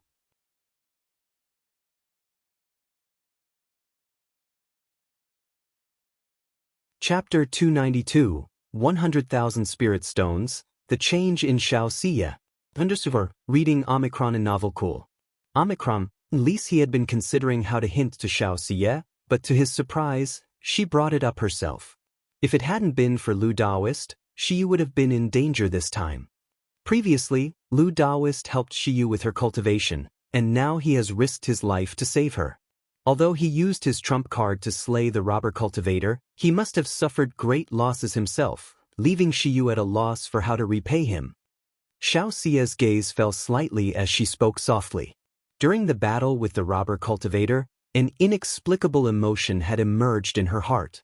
At this moment, these feelings were rapidly taking root in her heart. She did not use the supreme forgetful love technique to suppress these emotions, letting them fill her heart instead. Xiao Daoist, you are being too formal." Given the situation at the time, it would have been difficult for Lu to abandon Xiao Daoist and leave.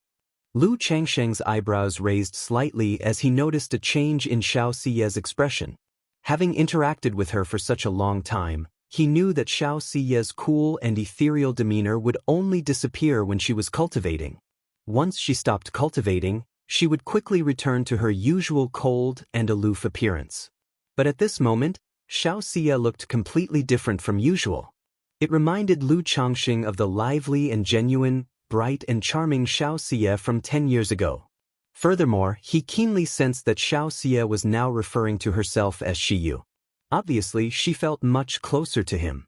He knew that experiencing life and death together, and a hero saving a beauty were things that greatly increased affections. As the words fell, Xiaoxia's delicate and incomparably beautiful face, slightly pale, took the initiative to move closer. Lu Changxing immediately felt a warm, fragrant sweetness pass between their lips. He could smell an indescribably fresh and fragrant body scent in his nostrils. Suddenly, the two were kissing each other. This time, the fairy was very proactive. It gave Lu Changxing a taste of something different. A moment later, Lu Changxing let go of the warm and fragrant soft jade in his arms. After all, it wasn't good to get worked up in the wilderness. And there was still one matter to take care of. That was, the red-robed youth was clearly targeting Xiaoxia, and it remained to be seen whether they had other tricks up their sleeve to cause trouble. "Xiao Daoist, that robber cultivator clearly came after you. Under such circumstances," Lu Changxing shared his thoughts. "They must be targeting me, intending to use me against my master." Xiaoxia nodded her head with a deep look in her eyes, aware of this issue as well. "There's no time to delay. She will go back and report this matter to the master.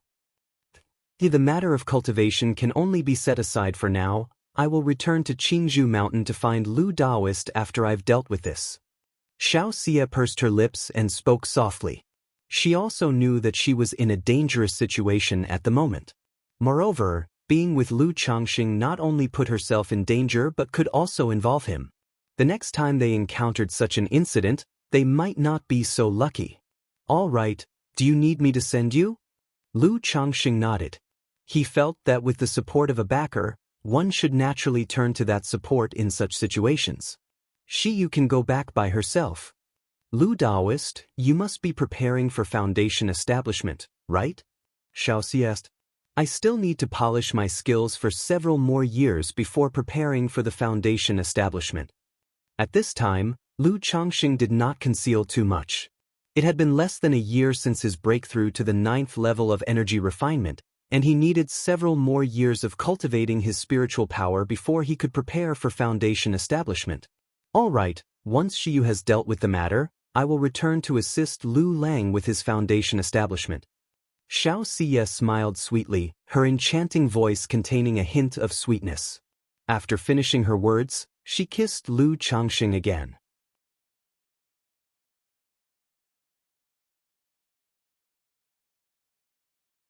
Chapter 293.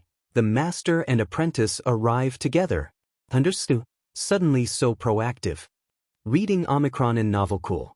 Omicron, Lise watching Xiaoxia riding away on the immortal crane, with her clothes fluttering and full of immortal aura. Lu Changxing touched his nose. He could still faintly smell the rich fragrance at his fingertips. He could clearly feel the change in Xiaoxia after she woke up from her fainting spell. Not only was her tone and demeanor no longer cold, but she also became much more proactive. This feeling was quite pleasant. Phew, I should head back too. This trip has also shown me the gap between Qi refinement and foundation establishment. I need to reach foundation establishment as soon as possible. Otherwise, without a talisman treasure or treasure bones, if I encounter another foundation building great cultivator, it would be troublesome. Lu Changxing exhaled a long breath and rubbed his still faintly aching sternum. That strike from the treasure bones meant he would need to recuperate for a while before he could fully recover. But what exactly did Xiaoxia mean when she said she would help me with foundation establishment? Lu Changxing thought back to Xiaoxia offering to help him with his foundation establishment.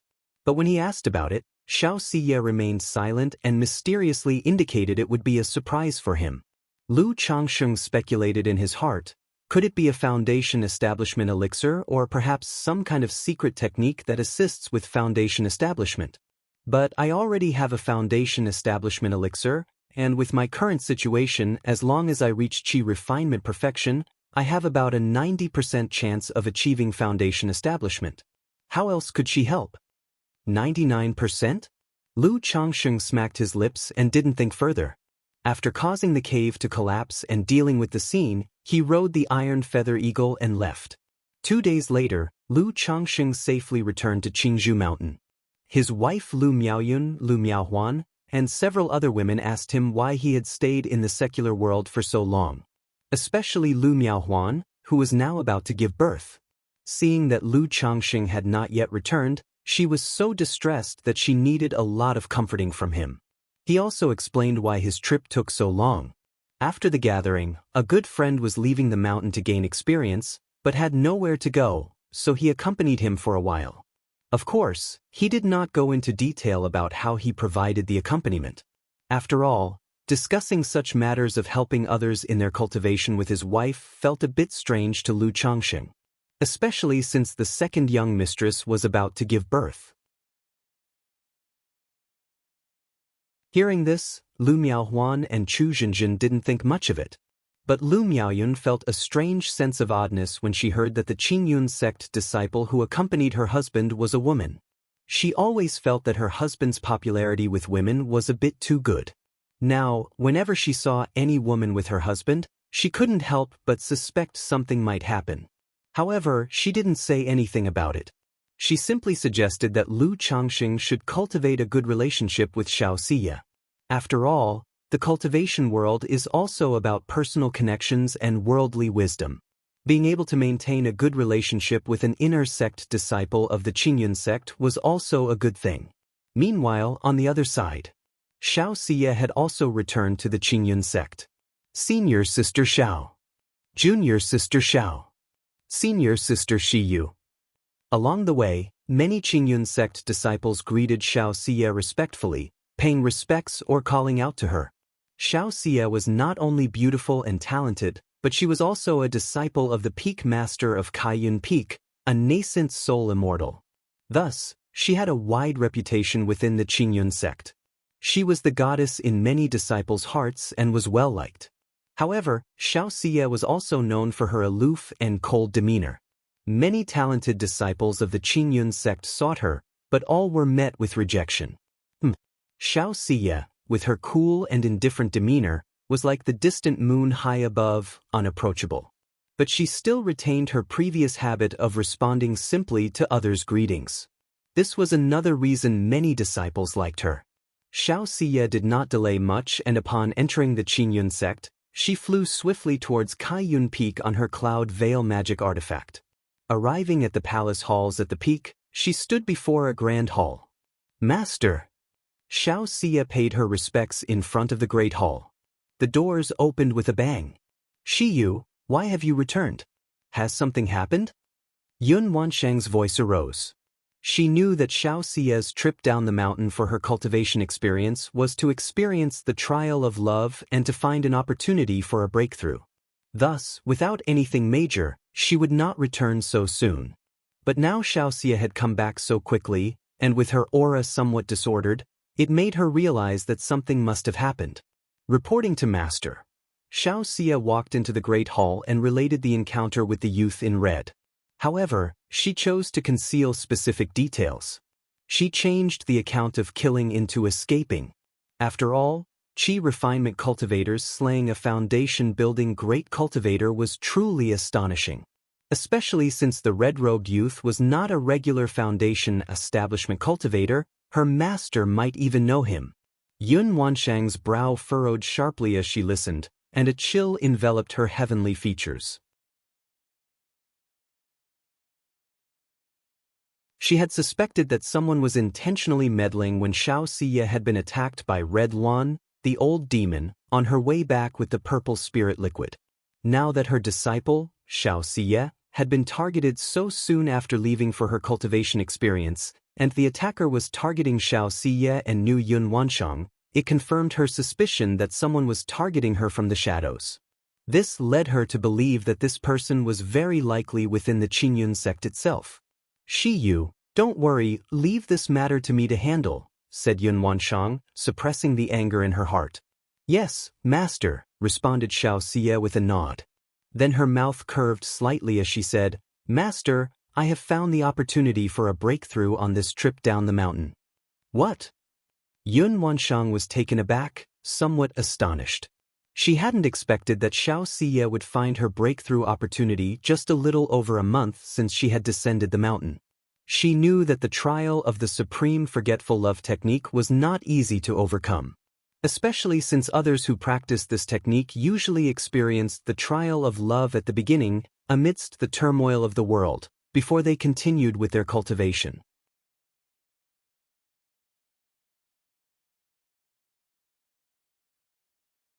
Chapter 294. The Master and Apprentice Arrive Together. Because of the red dust elixir, Xiaoxia had first cultivated the supreme forgetful love technique. Reading Omicron in Novel Cool. Omicron, at least now, even if she were to experience the trials of love again, it would be more difficult for her than for ordinary people. Because the supreme forgetful love technique allowed Xiaoxia to remain unfettered and undisturbed by emotions, she found it extremely difficult to be moved by them. She locked gazes with the calm eyes of Xiaoxia. A moment later, Yun Wansheng spoke. "Shiyu, are you sure about this? Love is unfathomable, unknowable in its beginning, resting place, bond, solution, track, or end, which makes this love calamity not so easy to overcome. You invest deep feelings, yet you are naive about love, likely to become deeply entrapped." Yun Wansheng voiced such words. Love is unknowable in its origin, indescribable, beyond words. This was her own realization. Now that her disciple was cultivating the supreme forgetful love technique and wished to transcend the love trial, it inevitably worried her as a master. Initially, under Xiaoxia's persistence, she had agreed to a period of 3 years, secretly hoping that Xiaoxia would give up. "Master, Shiyu has made up her mind." Xiaoxia's eyes were as clear as autumn waters under the moonlight, and she spoke softly. Her voice was calm, yet resolute. In these days, she had come to understand the nature of emotions and the meaning behind the supreme forgetful love. But her heart, set on pursuing the Tao and content with dying in the evening after hearing it in the morning, had not a single thought of surrender. "It seems you have made up your mind. I won't dissuade you any further," said the master. Yun Wanshang looked at Xianxia and sighed softly. She knew that once her disciple made a decision, she would not easily change her mind. At the same time, she felt a tremendous sense of relief. She was heartened to see such a strong commitment to the Tao in her disciple. After all, cultivation isn't just about innate talent. It's also about a person's character, temperament, mindset, and understanding, among other things. She had taken on Xianxia as a disciple, not just for her talent but also for her temperament and comprehension. Since Xianxia spoke in such a manner, she chose to believe in her disciple. To believe she could pierce through the false and truly cultivate the supreme forgetful love. "You've spoken of this matter, but is there something else you wish to tell your master?" Yun Wanshang's face broke into a smile, and she reached out to touch Xiaoxia's head. She sensed that the other had more to say. "Master, the opportunity for my breakthrough lies in an old friend of mine, and it was thanks to his help that Shiyu was able to escape. So, Shiyu wishes to request Master to refine a golden crow elixir." Xiaoxia pursed her lips and spoke. "Golden crow elixir." Yun Wanshang's gaze sharpened upon hearing this. She immediately guessed what her disciple wanted to do. Golden crow elixir, second-rank top-grade elixir medicines. Containing a strand of great sun essence. Immensely beneficial for those with yang constitutions in their cultivation. And this golden crow elixir has another effect. The essence within, coupled with Xiaoxia's moonlight spirit body, could enhance each other's effect. If it is used during foundation establishment, there's a chance to build the Sun-Moon Dao foundation. However, to reach this step, one must engage in dual cultivation with a partner. "Please grant me this, Master," Xiaoxia said as she knelt before her silent master. "Oh, my foolish child," Yun Wanshang sighed. She helped Xiaoxia up and said, "The person owes you a debt of enlightenment and has also saved your life. Naturally, you must repay this kindness. But afterwards, can you truly break through all this?" Yun Wanshang questioned. "To forget with the supreme forgetful love technique, one must experience the trial of love. The deeper the love trial, the better the effect after shattering illusions." But Xiaoxia's situation also made her worry that her disciple might get lost in it. "Master, I can," Xiaoxia assured, her cool and detached face showing a gentle smile. "All right, you should go back and rest. I will ask Elder Yun to refine the elixir, and he'll inform you once it is ready." Yun Wanshang touched Xiaoxia's head again, her voice tinged with pity. In this era, the status of a master-disciple relationship was extraordinary. She regarded Xiaoxia almost as her own daughter. Seeing Xiaoxia like this naturally left her feeling incredibly complex. "Yes, Master, she will take her leave now." Xiaoxia bowed and withdrew. After Xiaoxia left the hall, Yun Wanshang's expression turned indifferent. Then she transformed into a rainbow light and arrived at Qiyang Peak, a majestic golden magical sword appearing in her hand. Boom! With magical sword in hand, Yun Wanshang slashed fiercely towards the peak's palace. Countless golden runes flashed, causing a golden divine thunder to strike down from the clear skies, alongside her sword. "Yun Wanshang, what are you doing?" Inside Qiyang Peak, an authoritative and resounding voice spoke out. 9 red fire dragons soared into the sky, forming a barrier to block the sword. "What's going on?" "It's the Kaiyun Peak Master." "What is the Kaiyun Peak Master doing, suddenly attacking our Qiyang Peak?" Many disciples of Qiyang Peak suddenly looked up, staring in shock and confusion at the scene unfolding before them. "Song Qingji, show yourself."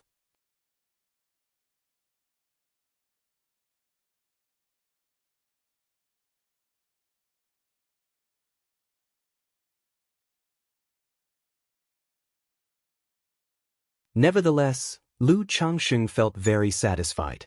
He could not help but wonder if the reason Lu Miaohuan's children had spiritual roots both times was related to her consistently good nutrition. After all, there were such mystical sayings in the cultivation world. And during Lu Miaohuan's pregnancy, Lu Yuanding always provided various nutritious supplements. One day in the practice room, "Who?" Lu Changsheng sat cross-legged, exhaling lightly as he looked at the black-red small cauldron floating in front of him. This black-red small cauldron was the magic artifact embryo he had acquired from the Red Rogue youth. Although this magic artifact embryo was precious and worth quite a bit of money, he found selling it troublesome and preferred to use it to enhance his strength. Thus, he had spent the time he would have used to refine the 9 treasure jade rui on this magic artifact embryo. Now, at last, the refinement was complete, and it could be condensed into his body. I will condense this magic artifact embryo into the bones of my hand, Lu Changxing decided as he looked at his right hand, already having chosen the spot for condensation. After all, the skull and spine were relatively dangerous and problematic, not to be considered for the moment, and with the black dragon magical bead in his sternum, only the limbs were left to choose from. See. Without further thought, Lu Changsheng activated the 100 Refinements treasure body art, causing treasure light to flow through his palm as if staining it gold. Under the concentration of spiritual power, the black-red small cauldron began to integrate bit by bit with his palm. Just like that, time trickled by, and the entire small cauldron completely integrated into Lu Changsheng's palm, solidifying within his hand bones. On the back of his hand, the pattern of a small cauldron emerged. At the same time, a mighty and overwhelming power began to wash over Lu Changsheng's flesh, meridians, and bones. This allowed Lu Changsheng's nearly breakthrough 100 Refinements treasure body art to immediately advance under the force of this magic artifact embryo. Boom boom boom. Sounds reminiscent of mighty rivers surging and rushing echoed within Lu Changsheng. The noise grew clearer and more resonant, resembling a divine blacksmith forging a powerful weapon, strong and sonorous. Lu Changsheng's physique shone brighter and brighter, as if a layer of golden film were flowing over his skin, bursting forth with a dazzling radiance like a blood rainbow. After a long while, the divine light within Lu Changsheng's body gradually receded, revealing his flawless and robust muscular frame. 100 Refinements treasure body art, 3rd level. Lu Changsheng felt the immense power within him, his lips curved upwards in a smile. Just as I suspected, integrating the second magic artifact into my body was less effective, which is likely because it's only a magic artifact embryo. However, it's still quite good. With the black dragon magical bead and this magic artifact embryo constantly nurturing and refining my body, I estimate that within 10 years, my 100 Refinements treasure body art will break through to the 4th level. Moreover, once I have finished refining the 9 treasure jade rui, this speed will increase even further. Lu Changsheng's face was filled with joy as he looked at the small cauldron pattern on his hand. With a slight movement of his mental spirit, the pattern vanished from sight. He then took out his green-faced sword from his storage bag and lightly slashed his arm with it twice. Seeing no effect, he chopped with more force, another 2 times. Noticing only faint white marks and red welts, Lu Changsheng couldn't help but nod in satisfaction. My physical body is comparable to a high-grade magic artifact. With my physical strength alone, I can now easily slay energy refinement middle-stage cultivators, and even some in the late stage, right? Lu Changsheng stored away the green-faced sword, quite pleased with his physical condition. He knew his fist was strong enough to clash head-on with middle-grade magic artifacts.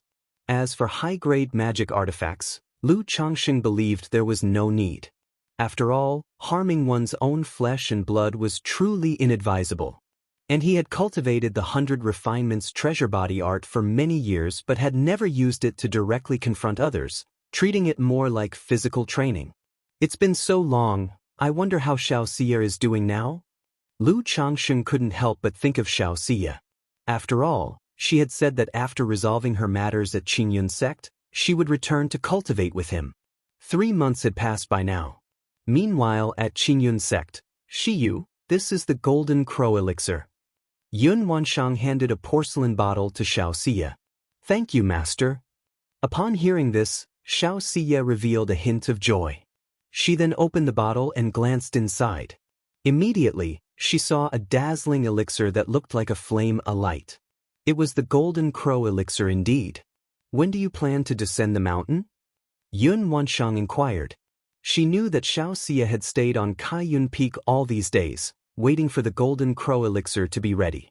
Master, I plan to leave the mountain today. Xianxia pressed her lips together, her cool and aloof expressions softening a little. Good, if you encounter any emergencies, send word to your master immediately. Yun Wanshang sighed softly as she looked at her disciple's demeanor. Yes, master. Xiaoxia's face broke into a slight smile. She then bowed deeply and walked out of the grand hall, taking flight on her cloud veil magic artifact and leaving Qingyun sect. Next, she rode a white crane, heading towards Qingzhou Mountain. Not long after Xiaoxia left, Yun Wanshang stood quietly by the railing of her palace. Her heart couldn't help but worry about Xiaoxia.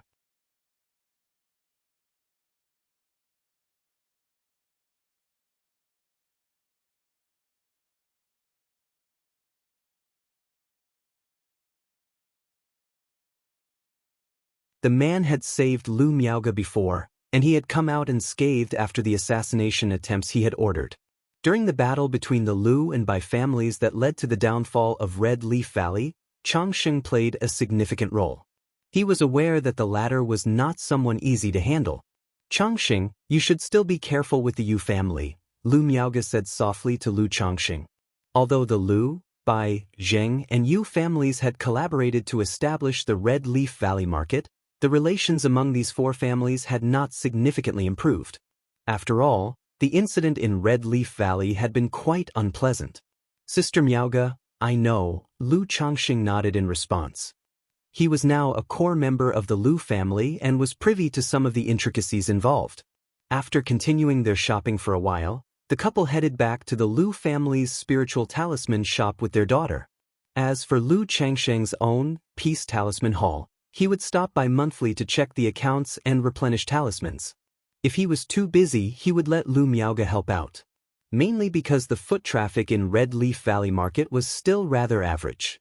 The monthly income primarily depended on his few supreme talismans, and there was not much to look into. Little Bamboo, haven't you fallen asleep yet? Upon returning to the third floor of the spiritual talisman shop, Lu Changsheng, thinking his daughter had fallen asleep in his arms, looked down to find a pair of bright eyes gazing back. Daddy, I'm not sleepy, Lu Qingzhu said in her baby voice. The little head nestled in Lu Changsheng's arms, and her tender face gently rubbed against him. Are you hungry then? Looking at his daughter's adorable manner, Lu Changsheng felt immense satisfaction and love, giving her milky cheek a playful nibble. Oh! The little girl pondered briefly and then nodded with her lips pursed. You're hungry and you don't say it yourself, you little simpleton, Lu Changsheng chuckled as he heard her. He immediately took out a milk bottle and a jade bottle from the storage bag. They contained spiritual dew, spiritual honey, and milk from spiritual beasts. As a father to over 100 children, he had long acquired a storage bag specifically for storing food for the kids. After mixing the milk, Lu Changsheng skillfully fed his child. Children of this age could already hold the milk bottle by themselves. Lu Miaoge, watching Lu Changsheng feed their child, lingered with a gentle expression for a moment before heading to the talisman room to make talismans. She had successfully created a supreme talisman last year, but her success rate remained low. Creating supreme talismans was still a losing business. Lu Changsheng naturally provided guidance in talisman crafting as well, but the effectiveness of such teachings was limited. It still depended on the individual. This made Lu Changsheng realize that teaching the children talisman making and puppetry would be somewhat difficult.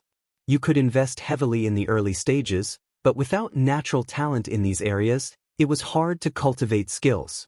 As Lu Changsheng watched his daughter quietly drinking milk, he suddenly sensed something. He took out a talisman from his storage bag. Faint spiritual light flowed across the surface of the talisman. Shiyu has arrived at the Red Leaf Valley Market, he noted. This was a sensing talisman. Whenever a corresponding communication talisman was activated, the sensing talisman would perceive it. However, this was only a first-grade sensing talisman. Its range of sensing was limited. Therefore, Lu Changsheng immediately knew that Xiaoxia had come to the Red Leaf Valley Market. Right away, He went to the talisman room, informed Lu Miaoge, who was making talismans, that he needed to step out, then carried his daughter toward the entrance of the Red Leaf Valley Market. A quarter of an hour later, Lu Changxing arrived at the market exit. He immediately saw Xianxia not far away, clad in a white dress, her tall and graceful figure exuding a cold and lofty air.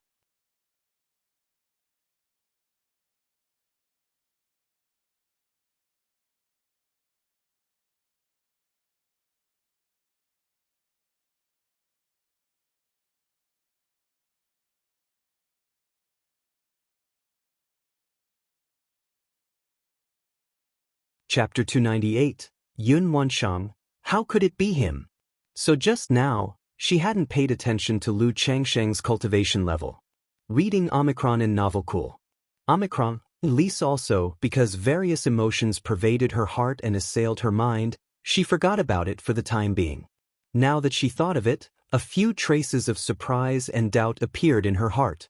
Watching the almost departing pair, she quickly followed. Then she looked toward Lu Changxing, her eyes shining brightly, as if starry rivers flowed within them, suffused with the light of dawn.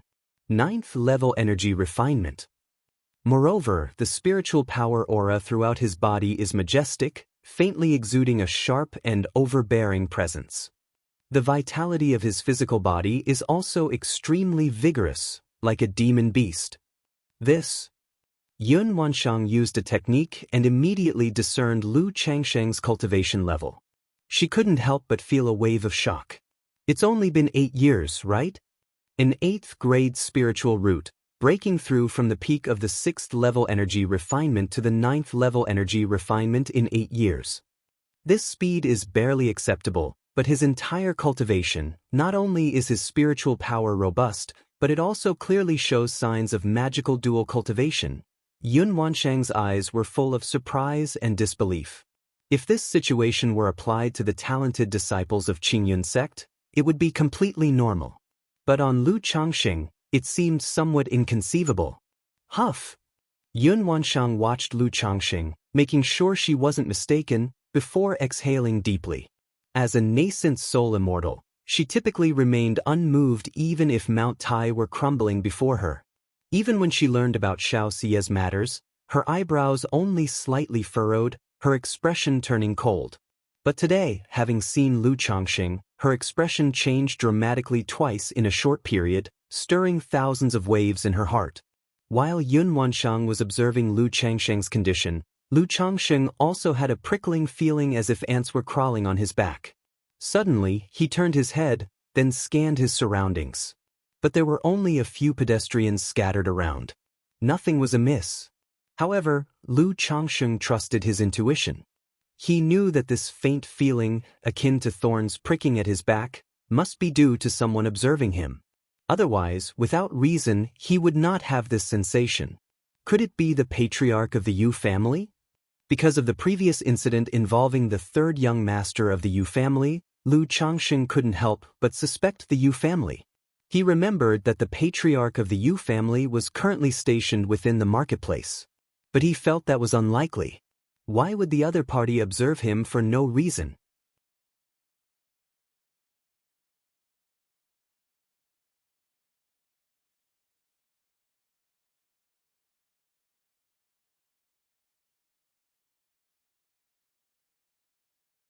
Chapter 299. The different levels of foundation establishment, from 3 to 6 to 9. _1 in the room of ancient demeanor, reading Omicron in Novel Cool. Omicronim, Lise Xiaoxia recounted to Yun Wanshang the general situation between herself and Lu Changxing. Yun Wanshang listened quietly.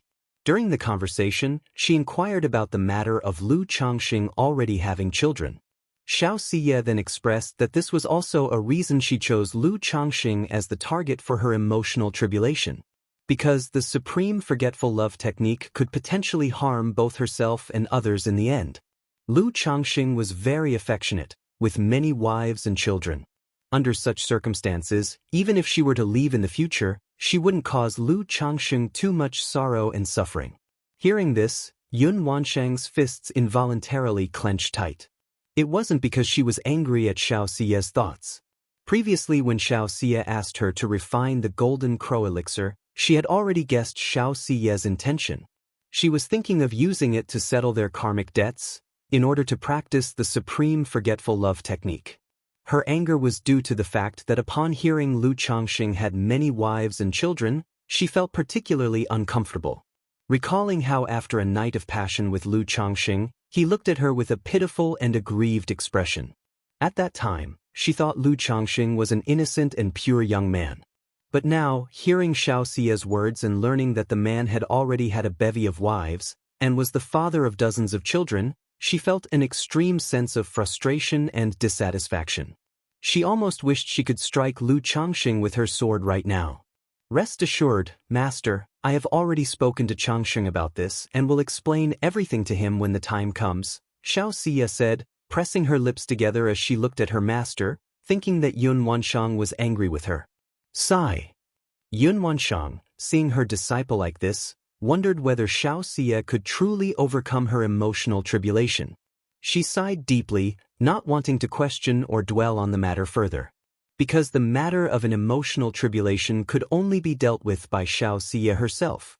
There was only so much she could help with.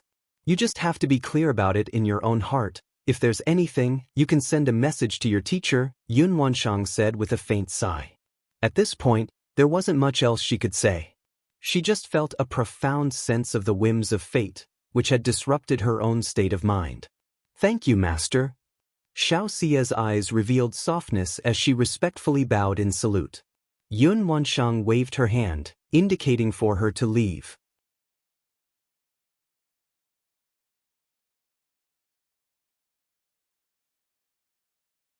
Now that she's seen me, she should be leaving, said Xiaoxia, her lips curving slightly as she watched Lu Changxing react. I regret that I didn't get to meet the Immortal, Lu Changxing said, feeling relieved upon hearing that. He roughly understood that Xiaoxia's master was aware that Xiaoxia was using him to cultivate the supreme forgetful love technique. Therefore, she probably didn't mind the nature of his relationship with Xiaoxia. If that nascent soul immortal knew that I wanted her disciple to bear a child for me, I am afraid she would strike me down with a single sword, thought Lu Changxing inwardly. Usually, my master doesn't like meeting people, but if there's a chance in the future, I will introduce you, said Xiaoxia. I was just speaking off the cuff, Lu Changxing waved his hand and said. Although he was curious about Xiaoxia's master, the nascent soul immortal of Qingyun sect, he had no real desire to meet her. After all, facing a great cultivator with such an immense gap in strength could truly be frightening.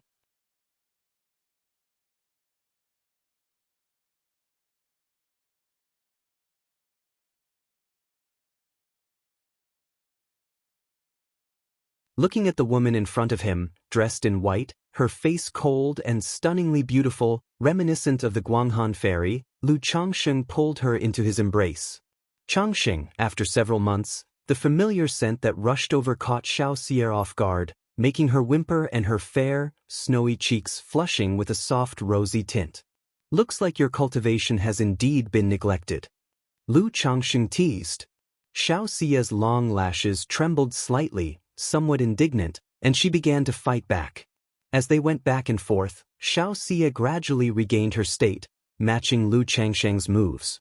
After a long while, Changxing, I have a gift for you, Xiaoxia said, sitting in Lu Changxing's arms, slightly out of breath. Her clear, stunning face, like melting ice and snow, flowers beneath heaps of snow, was breathtakingly beautiful. A gift? Lu Changxing held Xiaoxia in his arms, raising an eyebrow. He immediately guessed that she was referring to what she had said before about helping him with his foundation establishment. However, he didn't hold much expectation for this gift, as he was rather distracted by the beauty before him. After all, a gentleman keeps his tools of the trade to himself and takes action only at the appropriate time. Changxing, this is the Golden Crow Elixir. It will aid your cultivation, allowing you to quickly reach qi refinement perfection. Moreover, contained within the Golden Crow Elixir is a thread of Great Sun Essence, which not only can compensate for your losses in male-female affairs but will also assist you with your foundation establishment. Xiaoxia took out a porcelain bottle from her storage bag. She opened the bottle. Instantly, a fiery medicinal fragrance filled the air, revealing to Lu Changxing a round, golden elixir medicine, with what appeared to be strands of flickering flames on it. Shiyu, isn't this elixir a bit precious? Lu Changxing had never heard of the golden crow elixir, but from the appearance of the elixir and Xiao Siye's description of its effects, he knew it was extraordinary. After all, anything related to foundation establishment was far from cheap. You've saved my life before and helped with my cultivation. What is one elixir in comparison? When Xiao Xia mentioned helping her with cultivation, her face turned slightly red. Back in Rui County City when Lu Changxing talked about helping with her cultivation, it was somewhat justifiable, but now, with the two of them in such a situation, talking about cultivation felt like she was deceiving herself. If you're going to be like that, it would seem too formal. Since that's the case, I'll accept it. Lu Changxing said, not shying away, knowing that a woman like Xiao Xia was actually very independent and didn't want to owe him too much. Before she returned to Qingyun sect, aside from resolving the assassination incident, she had already thought of how to repay him.